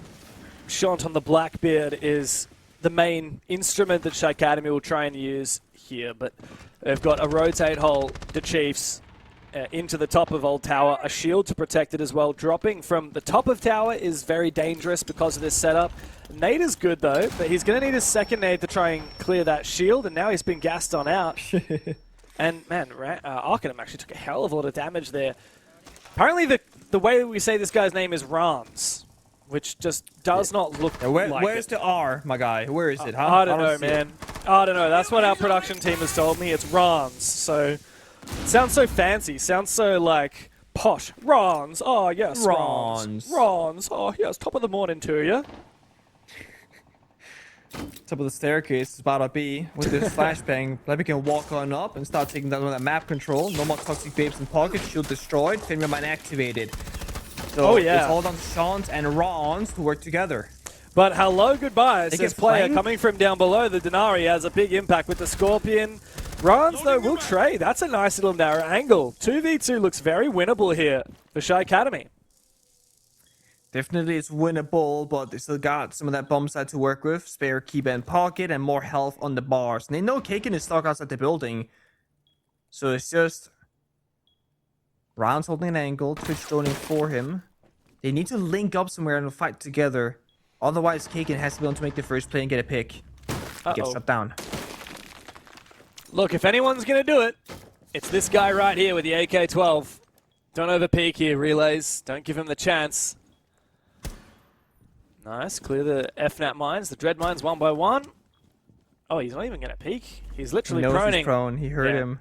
Yeah, this is a nice play here. Rans actually knows about it, but that is an angle and a half. Still gets the injure, but the kill not to be. Chiefs go 2-0 in the first couple of rounds here on Fortress. Heartbreaking round if you're SHAIIKADEMY. You spent what 40-50 seconds on that tower staircase waiting for the toxic babes to expire, juking the C4, tossing out your grenades. The moment you make this push right here, you get flanked and player gets 2 kills. It's like you did such a good job at waiting and burning util and doing all the right things, but you forgot about the flank for just 2 seconds. And it's not even that they forgot about it necessarily, it's that they were basically actually making the push happen. So really great timing pick there from player. It's a big thing about timing, right? When you're going for a flank, do you do it really fast before they expect it, but there's 5 attackers alive and flank drones, or do you do it right when they're about to execute, when they're all busy calling, planting, covering? Well, he picked the perfect moment. SHAIIKADEMY, they might not have played the shields in the first map of Consulate, but they have been pretty keen so far here on Fortress. Perhaps they are a shield team after all. Clearly. But is it going to be enough? I feel like if you were going to pick any shield here for the way these rounds have been playing out, it'd be the multi. It would be really nice to just have some free info, the walking drone, to be leading the way for SHAIIKADEMY. But no, Chiefs banned it out, and I think that was a good move. The Blitz and the Blackbeard really just do not achieve the same thing.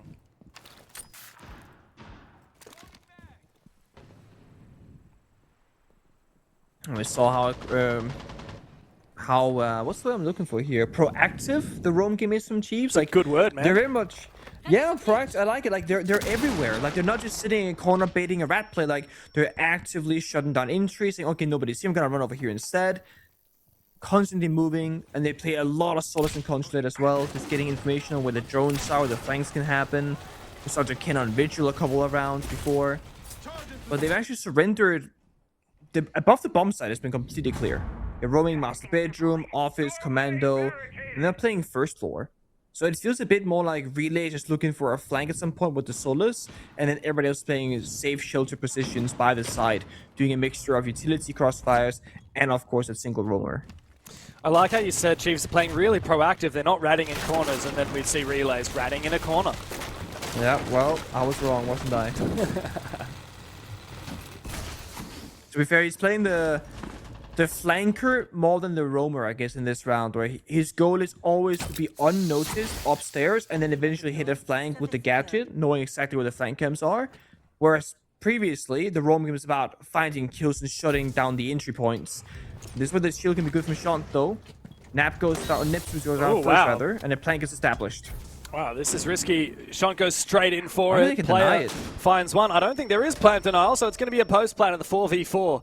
But Chiefs still have a lot of numbers up, and they still have Relays upstairs on the flank. The first kill as well found by Jakenna, so SHAIIKADEMY tasked with a very difficult task of trying to cover this in the post plant from a numbers disadvantage. Oh, great swing out, though. 2v4, all of a sudden this retake looks very winnable. They have both players actually above here on the attack, so they can start sticking that diffuser and just go for a push. Nice, good bait there. Iran's finds his as well, but Relays on the top floor. He finds both kills. Player's now going to have free reign. I don't think... Wait, Rans guts the down. He finds the second kill as well. I completely misread the situation. I thought the Solace got the double, but no. Rans has a big clutch moment. 1v2 plant is not going to be disabled, and finally a round on the board for SHAIIKADEMY. Yeah, I mean, a couple of things there, right? They actually have 2 people flanking above and 2 people playing beneath. If they knew both attackers are gonna be the floor above, I feel like you send the full 3. Because if you have 2 people beneath you and the flank upstairs is not successful, you have 2 people doing nothing. You know, one guy's gonna try and defuse, the other guy's watching the guy defuse, while the other people are fighting top floor. And it all comes down to this good position there in the post lane from SHAIIKADEMY, playing very safe positions here from Reelers, gets the first, and then he might get traded by the Solace, but then he has his teammate right behind the door going for a good old trade. As long as you have one attacker on the verticality left alive, you will win this every single time. The post lane verticality is too strong. It is such a one-sided affair. And it came down to a quick plant. There was a Warden on the bomb side, right at C4, but he's on the other bomb side essentially, not in position to toss it out, not able to see through the smoke. So I think the fact that SHAIIKADEMY went for an off-pace play going very quickly there is the big reason why they found success. They were not ready for it from Chiefs. They were still trying to flank. They were still trying to make a play elsewhere. 10 seconds left before insertion.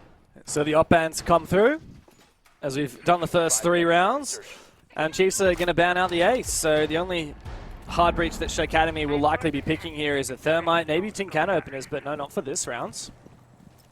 Also noticed the Chiefs actually went for an open hold this round into Projector instead of full reinforcements. For SHAIIKADEMY, they're getting rid of the Azami. I can see why. Remember on that Dorms attack, the Azami was such a killer. So many annoying positions to try and deal with. Target located.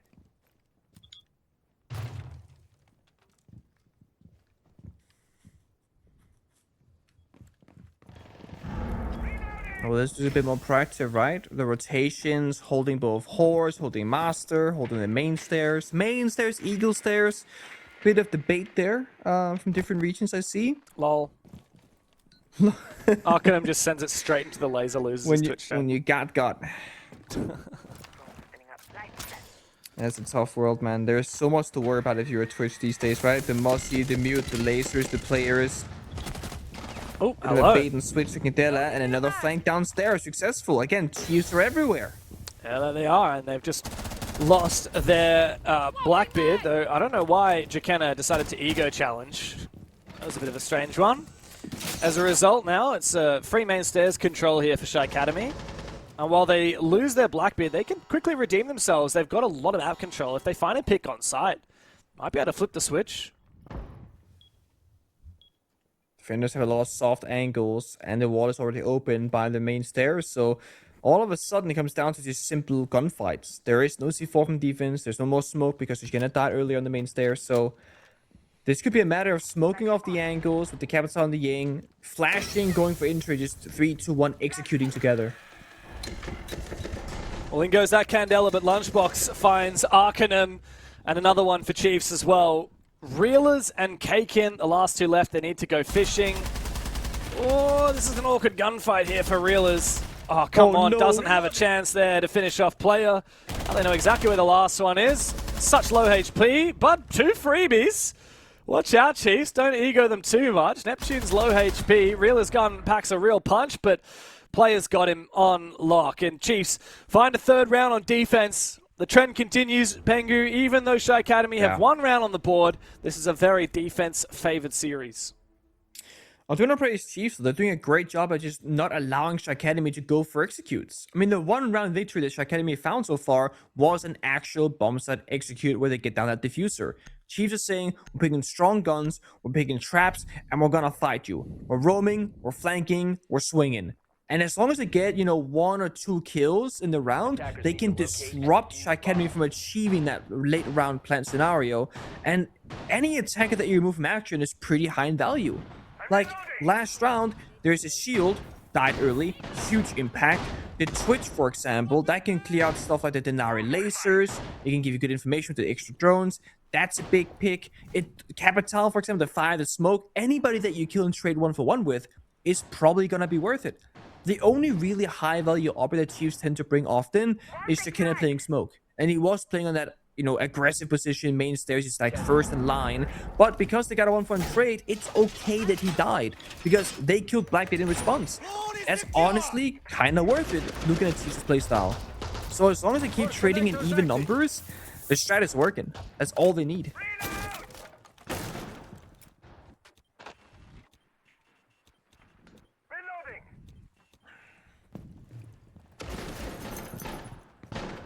I love seeing where all the Denari lasers end up going as well.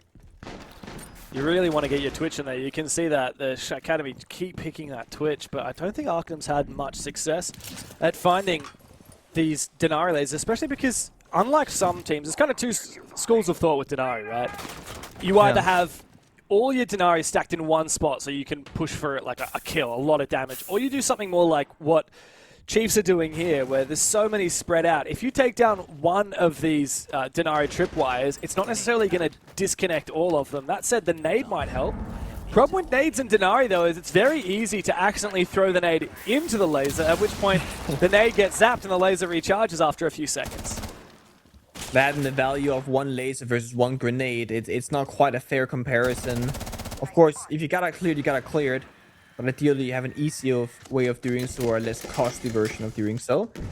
You see how much respect that SHAIIKADEMY are giving right now. They're expecting Chiefs to go for an aggressive play, look for a swing, look for a kill. So they're just holding angles, and even spinning Candelas, an extra set of drones, getting that final bit of intel. But Chiefs have changed this attacking or the defending strategy entirely. They're falling back, reinforcing walls, redeploying the deployable shield, and now they're just going to play the crossfires. So they've been playing aggro. Now they're playing the layers. And this is great. They got 3 Toxic Babes. They got 2 2-bar canisters. They have a C4, Element, Melusi, Denari. This bomb is going to be so hard to pick apart, and to make it even better, Lunchbox even takes down a player that don't compete. Yeah, Relays will over-aggress and give it up as well, though. A lot of the utils now being cleared by SHAIIKADEMY, and they still have Reelers on the Solid Snake, which is the perfect operator for this position. He's also going to find a free kill. Lunchbox just completely unaware of what angles he's exposed to. And with Sean breaching that wall, there is a massive gaping hole in the bomb site. The real chance now for Chiefs to win the round is really on Neptune's flank, but he's decided to back off. The gas comes out from Jackenna, and I think Sean might even be able to stick it here. He's going to commit to it. He's going to die, but it's worth it because he gets that plant down. SHAIIKADEMY in the 3v3, but Arcanum, the F2, comes to life. And now Chiefs in a world of pain. Neptune far from the bomb site, has to come up the main stairs. Jackenna, no gas remaining. Tall task ahead of him. And after Neptune gets traded, it's a 1v2 for Jakenna, 1v1, but Kakin has the crossfire, and SHAIIKADEMY finally assert themselves in the server, getting a second round on the board on the attacking side. So is this a case of the health rework system actually changing the outcome of a round? Thermite is a 2-speed, 2 armor. He would have died 1 tick later on the smoke. So back in the day, armor would give you take less damage, right? But smoke and fire does true damage. It doesn't get changed out armor, that's bullets and such. Now you have more health if you have higher armor value. So essentially, smoke survived 1 tick longer because he has more health in the past, right? Yeah. So had that been on the old system, smoke would have just actually died before the tank goes down. Kind of forget about that, details. but yeah, you're right. Like, because like you said, it was just bullets that were affected by the armor class back in the day, and now it's actually health. Anything that does damage that isn't a bullet now is essentially nerfed because of the health change. I would say it's been a few years since that changed, but yeah, especially for OGs, like you kind of just get used to instinctually how long it takes to kill someone off of a smoke. You're not counting the seconds. Like, you know, pro players at the very top level, you ask them how many seconds does it take to kill an operator with a gas babe, and they'd probably say, I don't know. But like, if you put them in the server and say, all right, tell me when you think they'll be dead, they'll probably get it 100% of the time. But if you get so accustomed to that old system, then yeah, it can be a bit trippy.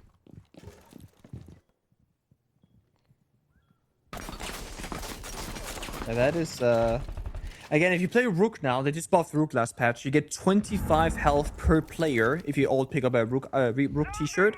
You get another player in terms of value of health, right? Because you get 100 more health on the board, essentially. Which is pretty spectacular. More, actually, 125 health on the board. So you play Rook, or if you have Rook armor as an attacker, theoretically, on a shield, you can plant with 150 health. That means you can tank almost a full smoke canister at that point. That's pretty insane. You do it in a hacked Thunderbird device while Doc is overhealing you as well. And okay. Utter juggernaut. They buffed Thunderbird too. Increased the healing by 50%. 3 a second now. From 2 HP to 3 HP, that's a game changer. Hey, yeah. Apparently it feels pretty good. I haven't tried it myself just yet. But oh, they droned him! He doesn't know it, but they droned him! He doesn't know. That's huge. Oh, Relay's about to be in a world of pain. I got a flank here. I'm about to get a freebie, guys. Little does he know, he's about to become the freebie. Here comes the Grim Canister. No, but the key thing here for Shaik... Oh, okay, so they are going to force him out. LOL! The player up above for rounds. Huge from SHAIIKADEMY. That's one way to use a Flores drone. I quite like it. Free kill. And Relays is dispatched with. Big chance here for SHAIIKADEMY to go 3 for 3. And again, the Flores being used to flush players out of position. That's an unusual way to use this operator. Very well done. I mean, some people might say overkill, but I'd say just about what was necessary to guarantee that freebie. Again, they're on the attack. They want that even half. Then a 5v3 with Glass and Blackbeard. Another push comes through. Doesn't find anything. Neptune needs to get active now. He's found 2 big kills. Brings out the pistol for 3. But a trade comes through. SHAIIKADEMY end up on top. It's an even half at the end of the defense for Chiefs. SHAIIKADEMY look to push deeper on their own defense after the halftime break.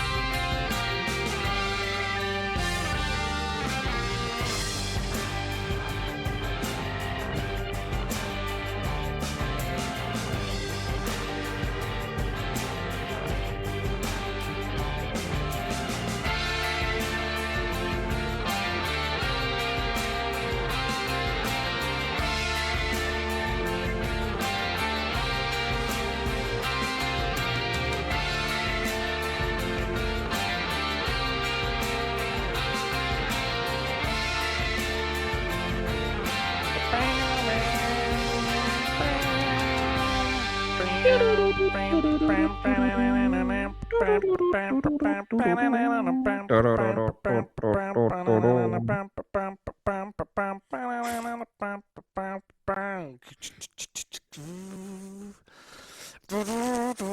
gonna bring out my guitar one of these shows, man. I'm gonna shred. You gotta shred. Maybe you'll be the halftime vibe check. It's just you. We can get Sasha as the choir in the background as well. Oh, I don't know if you guys hear it, but she's just come over. She heard me playing the guitar, and she's like, "Look, James, I don't know what's going on here, mate, but I need to be part of it." She does lend her sultry tones to some of the more intense moments. I can't remember which broadcast it was. There was a particularly crazy one, and she had to let the audience know that there was a lot going on. So want to join in on the fun? It's not easy when your owner just starts yelling out of nowhere. Says, what's going on? Hello? Especially at 2 a.m. And look, she sleeps in my office usually. I've got like a couch in the back of my office she likes to sleep on. And suffice to say, she does not enjoy sleeping while I'm casting.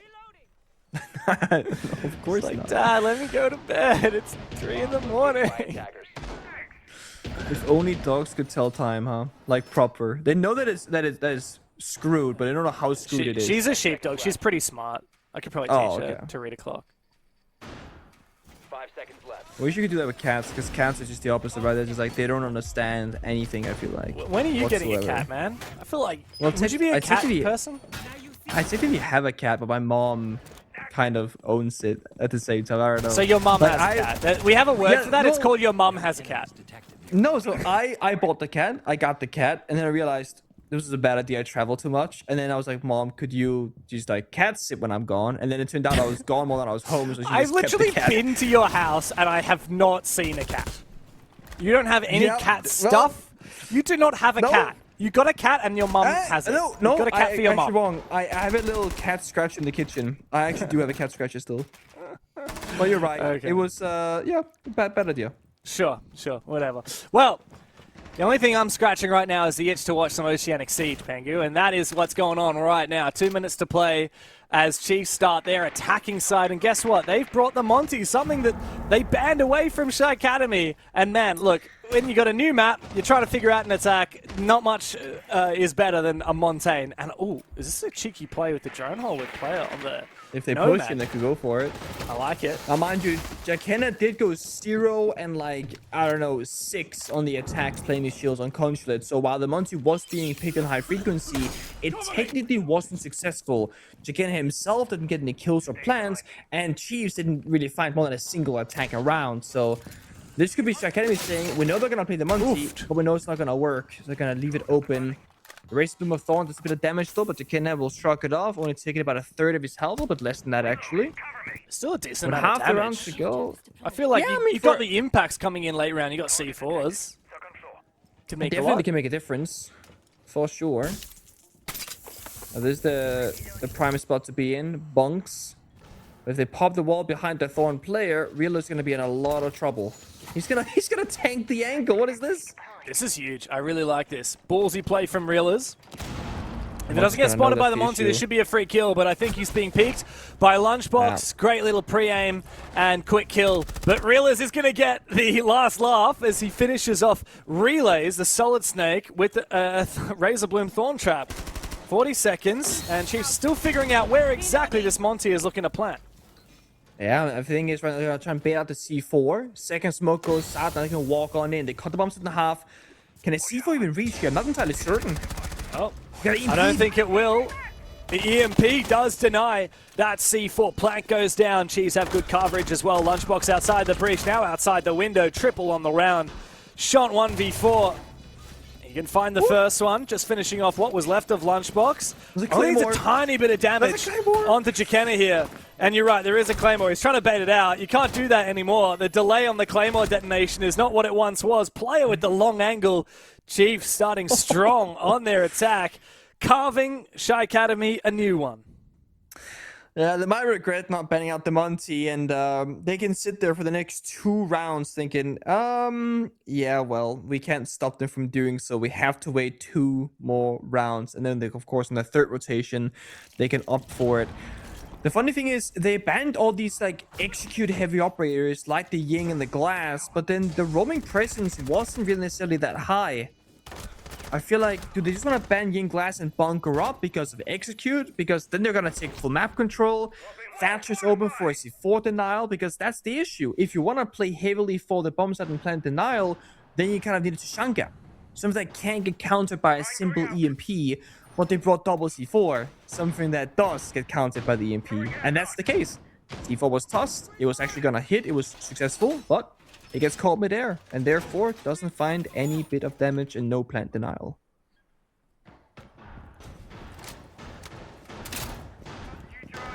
Nice little hack on that drone there from Reelers. Wonder where he's going to be able to relocate these drones, get a bit of information, maybe go for some vert C4s. What do you think of Mozzie these days? The buffs have come through. He's now got 4 pests, but I mean, aside from that, still like not a heavily played operator. Got the shotgun back at least. I was gonna say the most recent buff was the shotgun return. I'm always gonna bring this up because I'm salty about it, right? When Mozzie had the 1.5x Roni, it had 21 bullets, and Ubisoft was like, "This gun is too good. Let's take away 5 bullets." So it has 16 now. The problem Then wasn't the number of bullets. The problem was the scope, right? Yeah, but so this is the thing. Then they took away the scope years ago, but they never gave back the bullets. So the Roni still has 16, but no zoom scope. Yeah. What's up with that? It's funny, if he had a zoom scope, I think he'd be played a lot, even with 16 bullets, because what mattered is the scope and the recoil. Because it also does, like, no damage. That thing is a literal pea shooter. Yeah, but having 16 bullets, the lowest count of any alternative weapon in the game, by the way, without having any upside, that's a double C4 kill shot. That is a round victory, my friend, right there. You can clap. Very GG. nice. Call it. GG. Round over. I mean, unless you throw it now, it's always throwable, of course. Or clutchable. Player gets a pick onto relays. If he had 21 bullets, he wins that. But never mind. Arcanum looks to re-peek, and player finds a second freebie. Sean decides, it's my round, guys. I might just do it all myself. 3 kills for him. Neptune and player, though, don't count them out. Yeah, well, 1 player is playing for the ace, and 2 players are playing to win the round. Let's see which one wins first. Well, Neptune knows where Shunt is. If they had the Muncie right now, they could get so much intel to work with, but unfortunately, Jakena did go down. The player's been great on that horse door. He's 10 kills so far with that DMR in hand. But how does he work this corridor? If he walks into bathroom, there's so many different crossfires and angles you could die from. And without any real information, it's a risky play. But he has 1 spare smoke canister that could be used to disrupt that crossfire. Dreadmine, though, is going to keep Neptune at bay briefly. Quite heavily tracked as well. Sean knows where he is. And runs as well in the corner of the office. This needs to be a big kill here for player, but SHAIIKADEMY, no, they just need to not peek. Kakin doesn't need to overswing here. The gas is so perfect. Oh, that's a great angle, though. Rans goes down. 3 kills in the round for player. Maybe he will go for the ace. Spots out Shant as well on the objective. However, Shant's gone for 4. It's ace v ace now, but Shant gets the better of player. Frustration on player's face, but no doubt elation for Shant. Big ace for the support player. I mean, it's beautiful. Again, that single is C4 netting 2 kills. On paper, the round is over. The fact that it gets that close is a little bit scary, but Sean, dude, on Consulate, playing the Echo, the Tashanka, the Maestro, just doing the really difficult roles, the thankless roles. And now getting a bit more of that action here in Fortress, getting very active in the server. And of course, like you said, ace for ace, we saw players' face cam reaction when he lost the round, being a bit frustrated. But let's be honest, it should have never been that close in the first place. If you're a member of Chiefs, it's like, whatever, guys, that round happened. We gave them a free one. Now we go again. And it really comes down to Jakena staying alive. The issue of the Monty on Consulate, like I said, Jakena was 0-6, constantly died in these odd positions. Same thing happened last round. We need to see Jakena in a good, safe position with the Monty, with a gun behind him, where if he dies, they are trading off with an incredible amount of map control, or they're getting a kill trade. He cannot kind of go on his own and just die for no gain. 5 seconds remaining. It's funny, talking about Jekena, he was the guy who was spawn peeking on Vigil on map 1 as well. It's not often you see the same guy being the Vigil spawn peeker as being the Monty player. I feel like that's a very rare combo for Jekena. I think it's a case of, like, I don't know. Yeah, I'm looking at all the players, right? I don't think anyone else really plays Shields historically in OCE, on the roster of Chiefs. You kind of have 5 fraggers here. Like, this is a roster of fraggers. You compare it to what Relays and Players' old team was like, where obviously you had Fisho Guy, who was the ultimate hard support, and you had Tuhan, who, despite being an insane fragger, actually quite enjoys playing a lot of supportive roles. Yeah. So yeah, very different team to what those guys were used to. I think, didn't Relays have like a little stint with Blackbeard at one point where he had like a couple of games where he tried it? My memory is telling me that, but I can't back it up with stats, sadly. That's a swing. Good night and goodbye. That's player, the guy fighting for the ace last round, now dead first, and that's a lot of active util. Grenades and Gridlock, and Kaken gets a second as well. It feels like 2 rounds in a row now. A single player gets a quick 2k, and the attack, it is just stopped immediately. No Gridlock, no sense, so much lost active utility. It's funny, it's the 2 former Enterprise players as well who just feed Kaken, peeking that external window under the stairs. Do not mess with the Vector, I tell you what, Kaken's now hungry for a 3rd kill on the exact same window.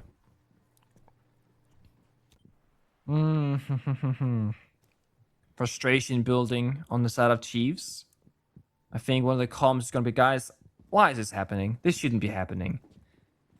I want to see them make, again, Jekena do the work. Utilize the fact that you have a blitz to get that map control before just swinging windows and doors. Doing a bit of verticality, but the issue is they haven't cleared the roamer. Man, come come still on. there. Yeah, I don't know what's going on here, but you've just made all this vert and now sent your last 2 players down below. Now, the vert belongs to Kaken. There is absolutely no way to win this round. Oh, the fire. Nice shot from Jekena, but yeah, he is forced back thanks to the fire. Neptune's had a lot of clutch potential in this series, but again, with Kaken up above, you've just fed him a 4th kill. Neptune 1v4. It could be back-to-back aces for different players on SHAIIKADEMY. Make sure you give it. Don't swing. No, don't do it. Come on, Arkham. Okay. It's still on the board. Come on, give it to him, guys. Give it to him. 25 seconds left on the clock. No diffuser in hand. What do? You push it doorway. The issue is Kaken's playing smart. He's got the vert. Come on. Get in there. Neptune, do not save, my friend. Come on. Rans eventually gets the kill. Kaken doesn't get the ace, but that's okay. He's a man who's happy to play to win. Cheeky smile on his dial. He knows he's doing all right here. Big he's being 4K gassed out for right him. now. Somebody said, "You're the GOAT! That's all you, by the way. Who's peeking you, huh? Nobody." It's funny, like, every now and then we see a great round from Chiefs. Very rarely do we see a round where we're like, wow, Chiefs really won that on the strat. You know, Chiefs really played smart siege there. There was one round where they did on console. It was that Jaeger hold. But outside of that, I don't think I've seen many smart rounds from Chiefs. I've just seen a lot of, you know, oh, this guy's a hero. So they need a cook here in strat time. But Lunchbox has said, no, that's tactical timeout. This is bathroom break, mate. It's Nate's chance to talk with the roster. Yeah. But I think you're right. It has felt a bit like individual gun skill has been the win condition for the side of Chiefs Esports, and I don't think that's good enough. If you're looking at the level that they should be playing at, the fact that they should be realistically aiming for that 2nd spot in the region, fighting for 1st place up against EP, of course, it has been a bit messy today. And I'm curious if this is them underestimating their opponent or thinking that we can just take them with the gun skill and save strats for later or whatever it is, but I think they generally have to sharpen up and show a bit more solid siege, step 1, 2, 3, pick it apart, and not just take those 50-50 gunfights. Because it's great when you're winning them, but it's awful when you're losing. And what's the point of playing Gridlock, Sense, Blitz if all you're going to do is swing a window and take a fight? Utilize the operators, utilize them correctly, get in the building, and play out a full round.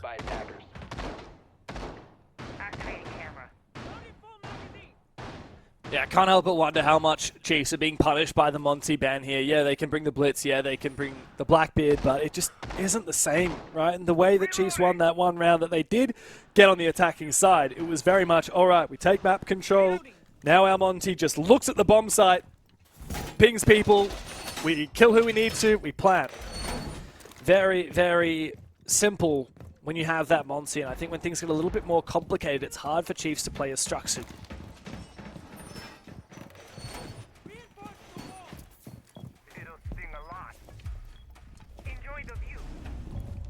As they're locked into the new operators, they gotta get a lot of utility now from the side of Chiefs, so they have to use it correctly. When you're playing the Grim, Capital, and a Shield here in Blackbeard, you're really speaking about the ability to isolate a player, clear them from a corner, and get down the diffuser when you get to that bomb site. So again, step 1, step 2, step 3. The goal here of your Chiefs is to get to the site with 4 or 5 attackers alive.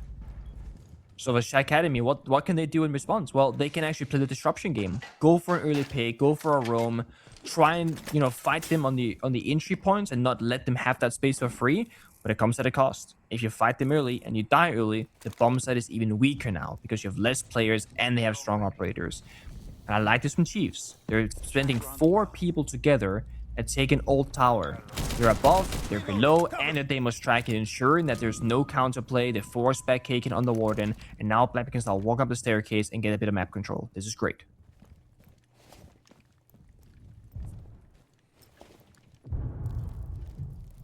Oh, Arcanum's just heard Jakenna as well. Wow, that Blackbeard just putting his shield back on his front from his back makes a hell of a lot of noise. Somehow, there seemed to be information. Lunchbox goes for a good pre-fire. Arcanum obliterated. Nice C4, but Jakenna doesn't take any damage from it. A lot of drone work happening. Without that pressure down below, with one C4 nullified, can't help but think Chiefs are in a lot of good stead here. Breach on the outside wall about to be ascertained now. I believe player will get rid of the mirror window that was facing it. And Relay's finding a pick on Kaken, and it's a dream for Chiefs now. Very close to that bomb site, 5v3 advantage. Like I said, you fight them early and lose those gunfires, the bomb site gets a lot more hard to hold, but Relay strikes back to Relays and gets one pick. Here comes the fire. Bit of smoke. Blackbeard can walk on in, and there is no more plant denial, no C4s. Yeah, it's going to have to go for Broke. Jumps on through. Player cuts him down from outside. What an angle for Player. Tucked behind the half wall, covering through a smoke. The fire from Lunchbox prevents Reelers from going for a swing. And this is surely going to be a tie of the scoreline. Textbook, clean round for Chiefs. Perhaps the best attack we've seen from them so far in this series. Who would have thought when you play step 1, 2, 3, like strategical siege and picking apart your opponent's setup, that you actually have a clean victory? Crazy things, right? And this is the thing. Chiefs are obviously capable of doing it when they want to, when they have to, when they opt for it, but it's not seemingly their first choice of play.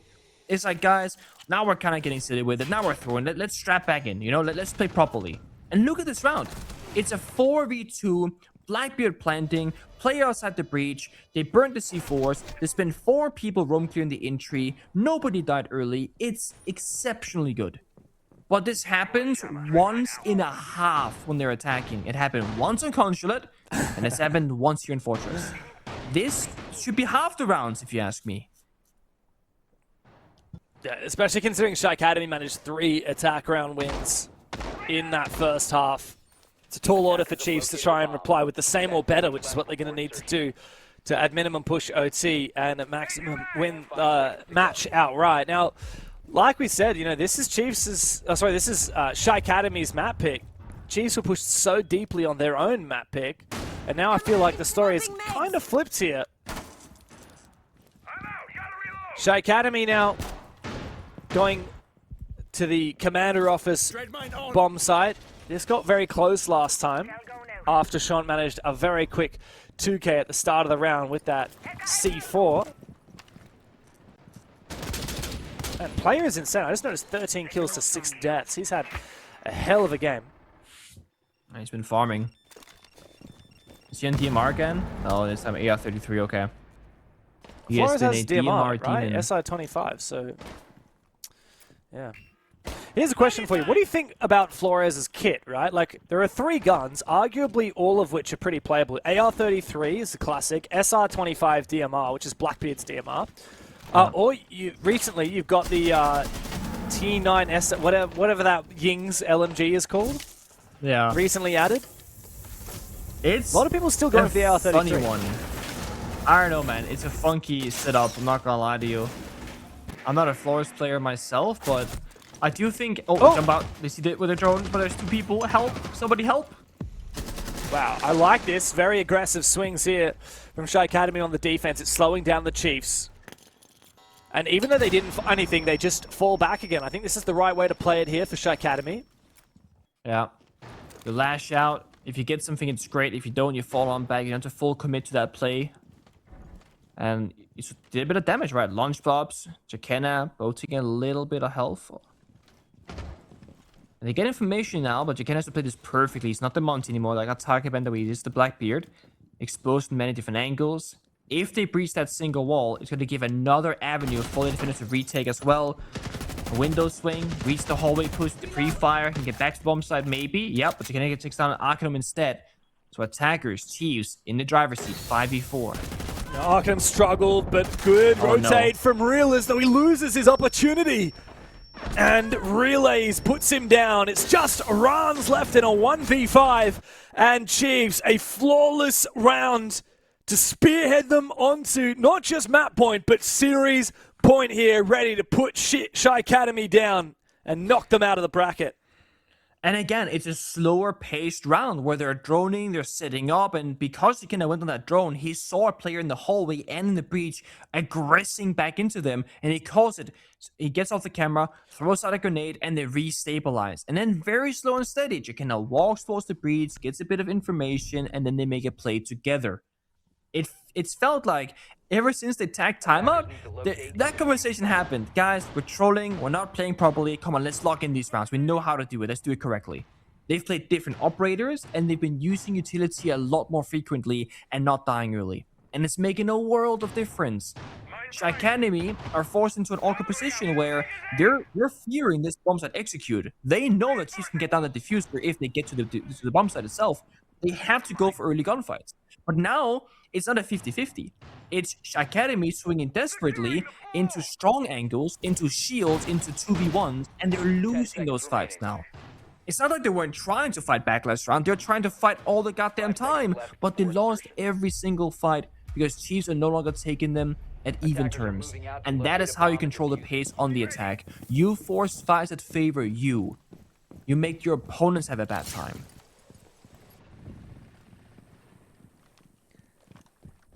Now we see how SHAIIKADEMY deal with the pressure. Certainly needs to be the last thing on your mind right now, but it's overtime or bust. And when I say bust, I don't just mean the map. I don't just mean the series, but the tournament. On the verge of elimination, they have to come back with another defense. They've only won 2 so far in this second half.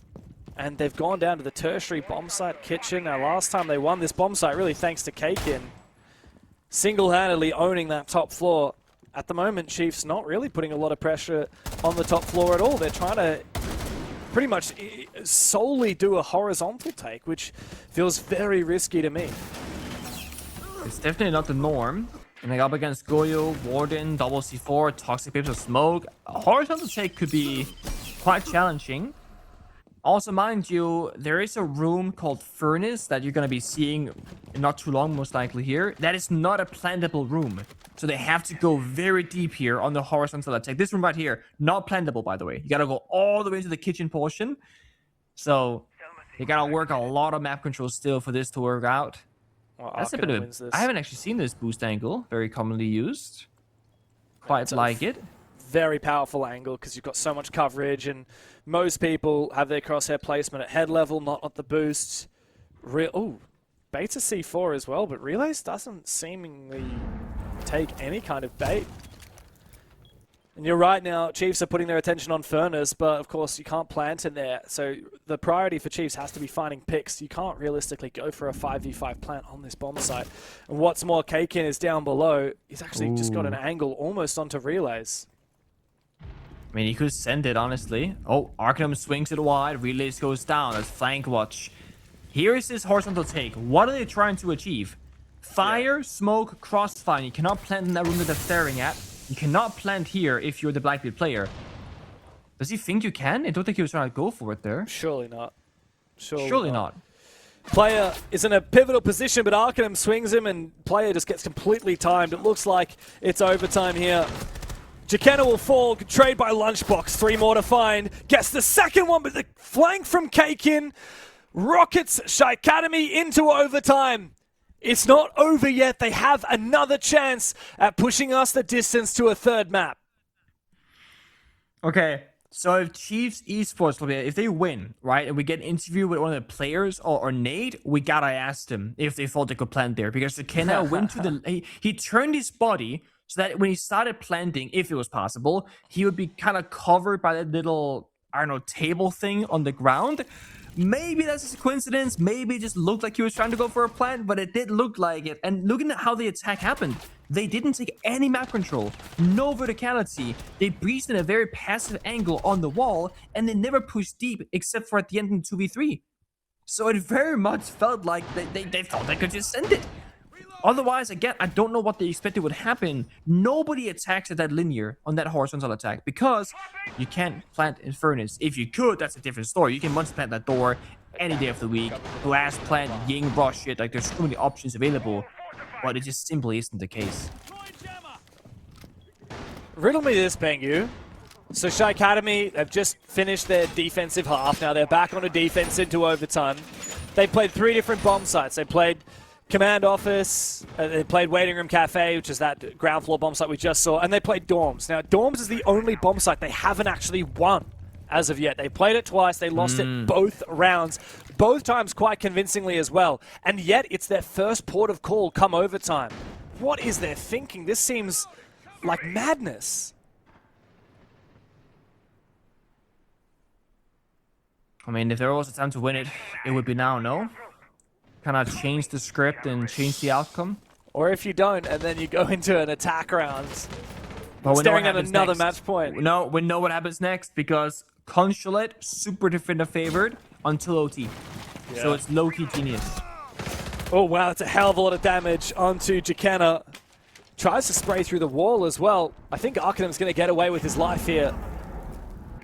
Man, Jakenna is really going to get punished for taking a lot of damage, especially if the goo mines come into action, the gas babes and 2 C4s. Only a tiny bit of damage needed to finish off what's left of Jakenna, and he does take a whiff of that smoke, making him even more vulnerable to the next fight.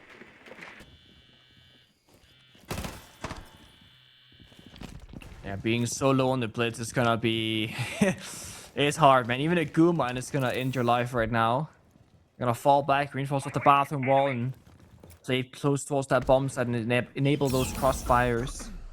And now if you look at Chiefs' attacking lineup, they have much less execute. They got that roam clear. Dokkaebi and Solid Snake. They were reliant on getting a couple of kills, ideally, and they didn't get it. So now, where's that Capital? Where's that Grim? Where's the... Oh, we can just pick up out the side and go for a plant. That's kind of gone.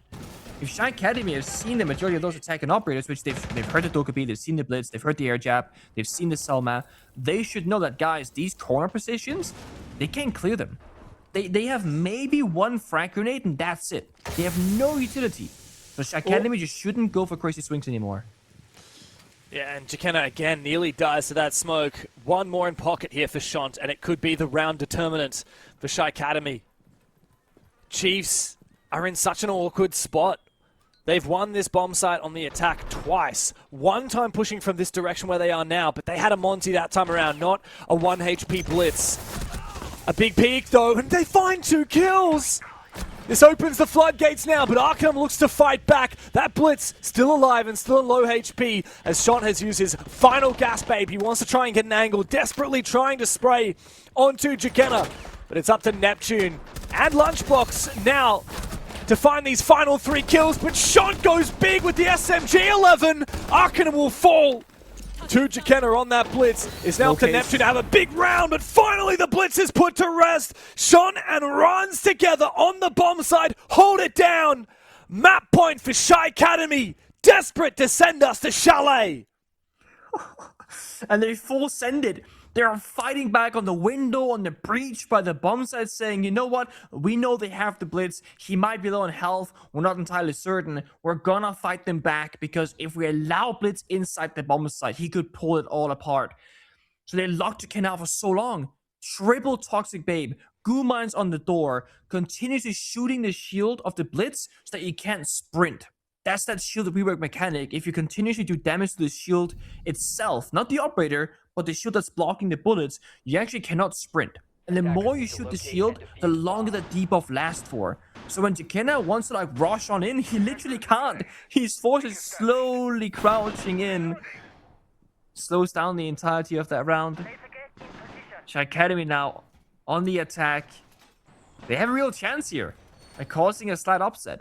And winning it on the attack inside, no less. I mean, that's going to be the best way to do it. But even if it goes 7-7, they do get one more shot of defense. They're in a perfect position to take Fortress. 10 seconds left before insertion. 5 seconds left before insertion. I don't know, I'm scared here for SHAIIKADEMY attacking into a hell of a lot of traps. Aruni, Denari, Ella. No shield brought by them as well. Yeah, they've got themselves match point, but it's hard to find this map control and then convert that into an execute. I remember right at the start of this map, Pengu, if you can cast your mind back, what, 14 rounds ago, really SHAIIKADEMY, they took a lot of map control and then they completely fell apart when they tried to clear this position in the commander hallway where there's a lot of Denari lasers and a lot of shields and setup. Even Jekena has a shield in pocket he hasn't put down as of yet. He's finishing some reinforcements. 2 deployable shields. There's so much util to clear here for SHAIIKADEMY.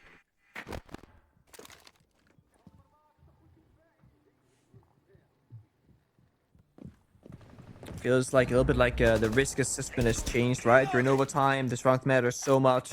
Nobody wants to die first. Nobody wants to take that risk. Well, you have to. You know that Chiefs player especially, they're gonna look for you. They want these gunfights. It's been their play style for so many of these rounds. Uh-oh. Bit of damage going out, but he gets on just fine towards that bomb site. This bit the last reinforcement, but player who was on that window the entire time locks in his 17th kill and can now play on the deployable shield with the Denari lasers. An area that they've seen it before, but like you mentioned, it was like a 1v5 when they got to that part of the map. They haven't picked it apart. They haven't dealt with it, and I'm not sure they have the tools to do so. They have no explosives. They have no way to clear the shield. They have no reliable ways to clear out the Denari laser either.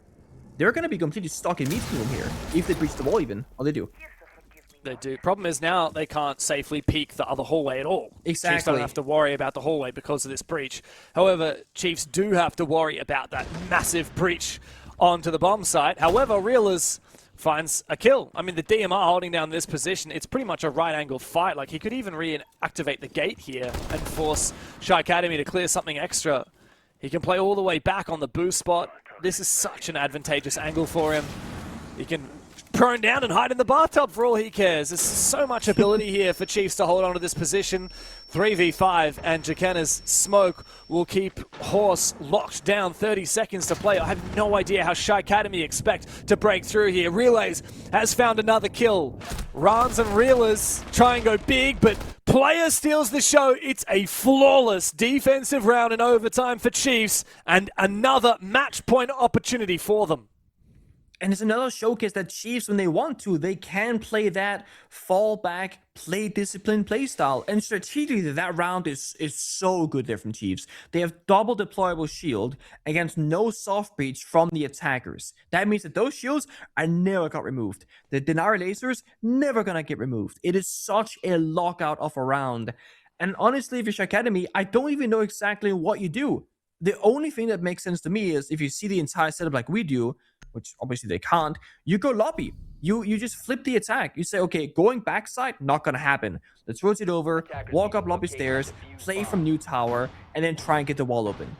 Because they attacked straight into their setup, and they didn't have the right tools, plus they lost a player early on.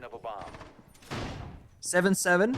SHAIIKADEMY goes to tertiary bomb site, which they were wildly successful at previously. But that was Chiefs going for a very horizontal, direct, linear attack. One of the most simplistic ones that we've seen so far the entire best of 3. They're going to be doing something different this time around. They're not going to go here for Furnace. They're not going to just go into the blender. Surely they're gonna have a different approach this time. Yep. I feel like the real key thing here for Chiefs is take medbay and try and take it early. Once you eliminate that player out of medbay, that is like the backbone of the bomb site opened up. And from that position, you can go for 100 different kinds of pushes. You could push through Furnace if you want. You could take above. You could push from Old Tower, or you could push from Courtyard. But once you have medbay, you no longer have to worry about that key position from Arcanum. Infirmary is what it's called in the overlay. Okay. And it's such a big position to play because, like we saw before, there's the boost spot. There's a couple of windows, or one window, I should say, and the door. But you can also look into both of the bomb sites, waiting room and cafeteria. That's hard. I mean, that room, like you said, it's almost like clearing office and clubhouse in a gym attack. It's the heart of the bomb site. It connects all the rooms together. It stops the push. It starts the push. It's why you invest so much as a defender and why it takes so much as an attacker to clear it. But you're not wrong. If they could get medbay control or infirmary, either or, like, it's huge for the round. But it's also highly risky. Now, I'm a bit worried, James, because I'm seeing a horizontal push. I'm seeing everybody downstairs. I'm seeing that same old Furnace approach. Okay, so they do know you can't plant there. I'm going to assume that because they learned it last time. What is the goal with this attack, though? I still don't understand how they can get through. Because there's... it's the wall. I think it's just that scared the crap out of me. It did scare me for a second as well. I still don't see how they're gonna pull this off. Let's say you smoke off one side, push the other. You're still going through a blender. There's gonna be 3 people holding the angle. There's a Warden. There's double C4. Goyo Fire, Toxic Babes. Like, look at the cross between Reelers, Shant, and Arcanum. Like, I just don't see it happening. But it looks like they're gonna try and go for it anyway. Yeah, Infirmary's going to be so hard to clear as well because we've got those 2 players in there at the moment. We've got Util. Dreadmine can be activated. We've got the Goyo as well. And the C4 was prepped for a brief moment by Reelers. It needs to be a big impact here, probably from Courtyard. I'm reloading. And now Reelers also has a crossfire onto Furnace as well. Jacana being the one holding this angle with the Blitz is crazy. Again, I don't see the play. I do not see the play, James. I mean... Again, they... Bye-bye. Okay. Throwing up smoke. Smoke off right, push left. Oh, a lot of damage done. Realizes found a kill, though. Player as well. I don't know where they found these frags. I think they've backstabbed. It might have been a bit of a bait. And now medbay control has been seceded by SHAIIKADEMY. Kakin finds one, but under a hell of a lot of pressure. Relays still finds the kill while blinded. Relays needs to get that reply. He does eventually. All up to Shant. 1v1 at 7-7. A Lunchbox does not have the diffuser. He catches Shant. He saw where he went. He has to go for the kill. Goes to wide. Swing it! Shant can't find it! Lunchbox has eaten it up for dinner. SHAIIKADEMY are put to rest. Eliminated from the bracket. And the Chiefs will stand tall. They will continue tearing through this lower bracket run. Ridiculous. The push itself, I guess it was a bait and switch, right? It's not going to be about where the blitz is going. It's about what happens on the other side. Like you said, get medbay control. Get those couple of kills. Player individually dropped, what, 20, 21 kills? Absurd individual performance, and in that final round it was him and Relays opening up that backstab, making the round a possibility. And to think that started off in a 4v5 as well with Thermite dying, that should have never been their round, but that is where their clutchness really comes into effect. Wow, that was a crazy game. I mean, what? It's not every day of the week you see 8-7, 8-7, and it was down to a bloody 1 versus 1. That could have very easily been a 2-0 in favor of SHAIIKADEMY. I mean, that's the reality of the situation. When you have two 8-7s like that, especially coming down to a 1v1, and man, it's kind of a blessing that we got to see Shant's reaction before we switched to Lunchbox, because, man, we got to see the heartbreak on his face. He was favored. He had the bloody shotgun. He also shot first, but he still couldn't get it done. We have an interview. We've got the coach from Chiefs on the line. It's the OG of the scene. Nate, man, welcome back in. It's been a while since I chatted to you. How have you been, man? How's Chiefs going? Yeah, not too bad, not too bad. Love an 8-7 apparently, but yeah. Tell me about it. Got the win, so can't complain. Yeah, tell me about it. Look, I'm not going to throw under the bus myself. I'm going to let Pengu do it, because I know, Pengu, you really wanted to know something about those furnace attacks, didn't you? Yeah, okay, so I just had 2 questions. The first one, when you guys did the initial tertiary attack on furnace, you guys did know you can't plant that, right? Because for a short second, spectating Jakena, it looked like he was trying to angle himself for a plant here in this little table thing. And I was just thinking, you guys were sure 100% that's not possible, right? Just curious. Yeah, I'll be honest. Okay, good. Oh yeah, we knew we couldn't plant that. I'll be honest. The comment after the round, and I wasn't very happy with it, was, oh, I didn't know that someone could be in that corner. And I shook my head. I was like, guys, come on, bro. Like, I think we've cleared this 100 times, and this game, anomalies that happen on game day that I'm sure you can attest to. That you do it in practice every single day, and then yeah. I mean, the only reason why I even want to ask is Fortress is still, you know, by most people here, especially non-pro players that don't scrim every day, it's a very new map. Small things can get missed. I myself have tried planting that room many times in ranked until I realized, oh my god, you can't actually do it. Second question, more about the attacking sides actually on Consulate and Fortress. It's still like today, a lot of fights get down to 50-50 gunfights, really, you know, aggressive gameplay, which speaks to the clutchness of you guys. But you lost a lot of those attacks. When you then slowed down and recomposed and played step 1, step 2, step 3, you guys are putting off flawless attacking rounds.